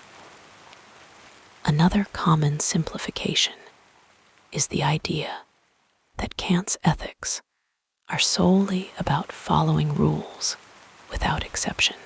The categorical imperative, often summarized as acting only according to maxims that could become universal laws, is sometimes presented as a kind of moral arithmetic, rigid and unyielding. But Kant's moral philosophy was far more subtle. He understood that human beings are not purely rational creatures. We are also emotional, imperfect, and situated in a world of conflicting duties. His later works, like the Metaphysics of Morals, explore the complexities of practical judgment, where rules must be applied with sensitivity to context. Kant did not advocate blind obedience, but a thoughtful, reflective engagement with the principles that guide our actions. Then there is the mistaken belief that Kant was indifferent to emotion, that he saw feelings as irrelevant or even opposed to morality. This overlooks his profound respect for the moral sentiments, the reverence for duty, the respect for others, the sense of dignity that arises from acting in accordance with reason. Kant did not dismiss emotion, he sought to understand its proper place in a moral life. Even his famous distinction between duty and inclination was not a rejection of desire, but an acknowledgement that true moral worth comes from acting for the sake of principle, not merely from personal preference. Some have also imagined Kant as a solitary figure, detached from the concerns of everyday life, lost in the abstractions of his philosophy. Yet, he was deeply engaged with the political and social issues of his time. He wrote about enlightenment as the courage to think for oneself, about perpetual peace as a goal for nations, about the dangers of dogma and the importance of public discourse. Was not just a theoretical exercise, but a call to his contemporaries to step out of self-imposed immaturity. Kant's philosophy was not an escape from the world, but an attempt to understand and improve it. Perhaps the most enduring distortion is the idea that Kant's philosophy is inaccessible, that his dense prose and intricate arguments make his work only for specialists. It is true that his writing can be challenging, but at its heart, Kant was asking questions that resonate with everyone. What can I know? What ought I to do? What may I hope? These are not puzzles for scholars alone, but the fundamental concerns of any reflective life. The difficulty of his work comes not from obscurity, but from the depth of his engagement with problems that have no easy answers. And so, as sleep draws nearer, let these simplifications gently dissolve. The real Kant was not a caricature of cold reason, but a thinker who wrestled with the tensions between freedom and necessity, reason and feeling, the individual and the community. His philosophy was not a set of rigid doctrines, but a living inquiry into the conditions of human knowledge and action. The myths may linger, but beneath them is a richer, more humane figure, one whose questions still speak to us in the quiet of the night, when the mind is open, and the stars, like his words, shine softly in the darkness. Rest now, knowing that great ideas are never as simple as they seem, and that the true measure of a thinker lies not in the legends that surround them, but in the quiet, enduring light of their thought. Kant's voice, like the night itself, is patient and deep, inviting us to listen more closely, to understand more fully, and to find, in the spaces between waking and sleep, the wisdom that comes from seeing the world as it truly is. Now, as we continue our gentle journey through this remarkable life, let us explore the next chapter. Immanuel Kant's life was one of quiet consistency, a rhythm as steady as the tides of the Baltic Sea near his beloved Königsberg. He was a man of routine, rising each morning at the same hour, taking his walks at the same time, and retiring to bed with the same deliberate care. Yet, within this measured existence stirred a mind of extraordinary depth, one that would reshape the landscape of philosophy forever. His thoughts unfolded like the slow turning of pages in an old book, each idea carefully considered, each argument meticulously crafted. Though he rarely traveled beyond his hometown, his intellect journeyed across the vast terrains of human understanding, mapping the boundaries of reason, morality, and beauty. Kant's greatest achievement lies in his ability to bridge the gap between the world as we experience it and the world as it truly is. His critical philosophy asked us to consider not just what we know, but how we know it, to examine the very framework of our thoughts. In his monumental work, The Critique of Pure Reason Asterisk, he revealed that our minds are not passive recipients of reality, but active participants in shaping it. Space and time, he argued, are not things we discover in the world, but the very lenses through which we see it. This was a revolution in thought, one that still echoes through modern science, psychology, and philosophy. Yet Kant was never content with merely understanding the world. His moral philosophy, expressed in the asterisk groundwork of the metaphysics of morals and the critique of practical reason asterisk, sought to answer the question of how we ought to live.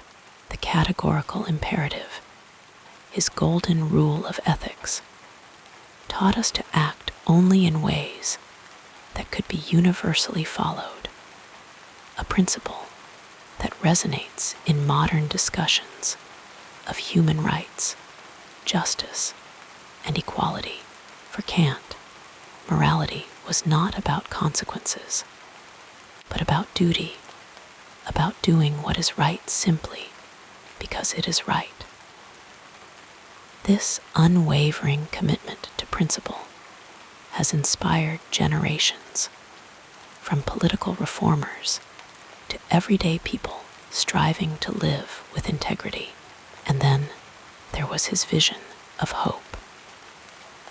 In his later works, Kant explored the idea of human progress, of a world in which reason and freedom might one day lead to lasting peace. His essay, Perpetual Peace Asterisk, outlined the conditions for a world without war, a dream that still guides international diplomacy today. He believed that despite our flaws, humanity was capable of moral growth, that the arc of history, though long, might bend toward justice. This optimism, tempered by realism, remains a beacon in times of darkness, a reminder that even in the face of suffering, we must never abandon the belief in a better future. Today, Kant is remembered not as a distant figure locked away in academic debates, but as a thinker whose ideas continue to shape our lives in profound ways. His influence is everywhere in the courtroom, where the idea of universal human dignity informs the law, in the laboratory, where scientists grapple with the limits of observation and knowledge, in the quiet moments of personal reflection, when we ask ourselves what it means to live a good life. Universities still teach his works, not as relics of the past, but as living texts that challenge each new generation to think more deeply.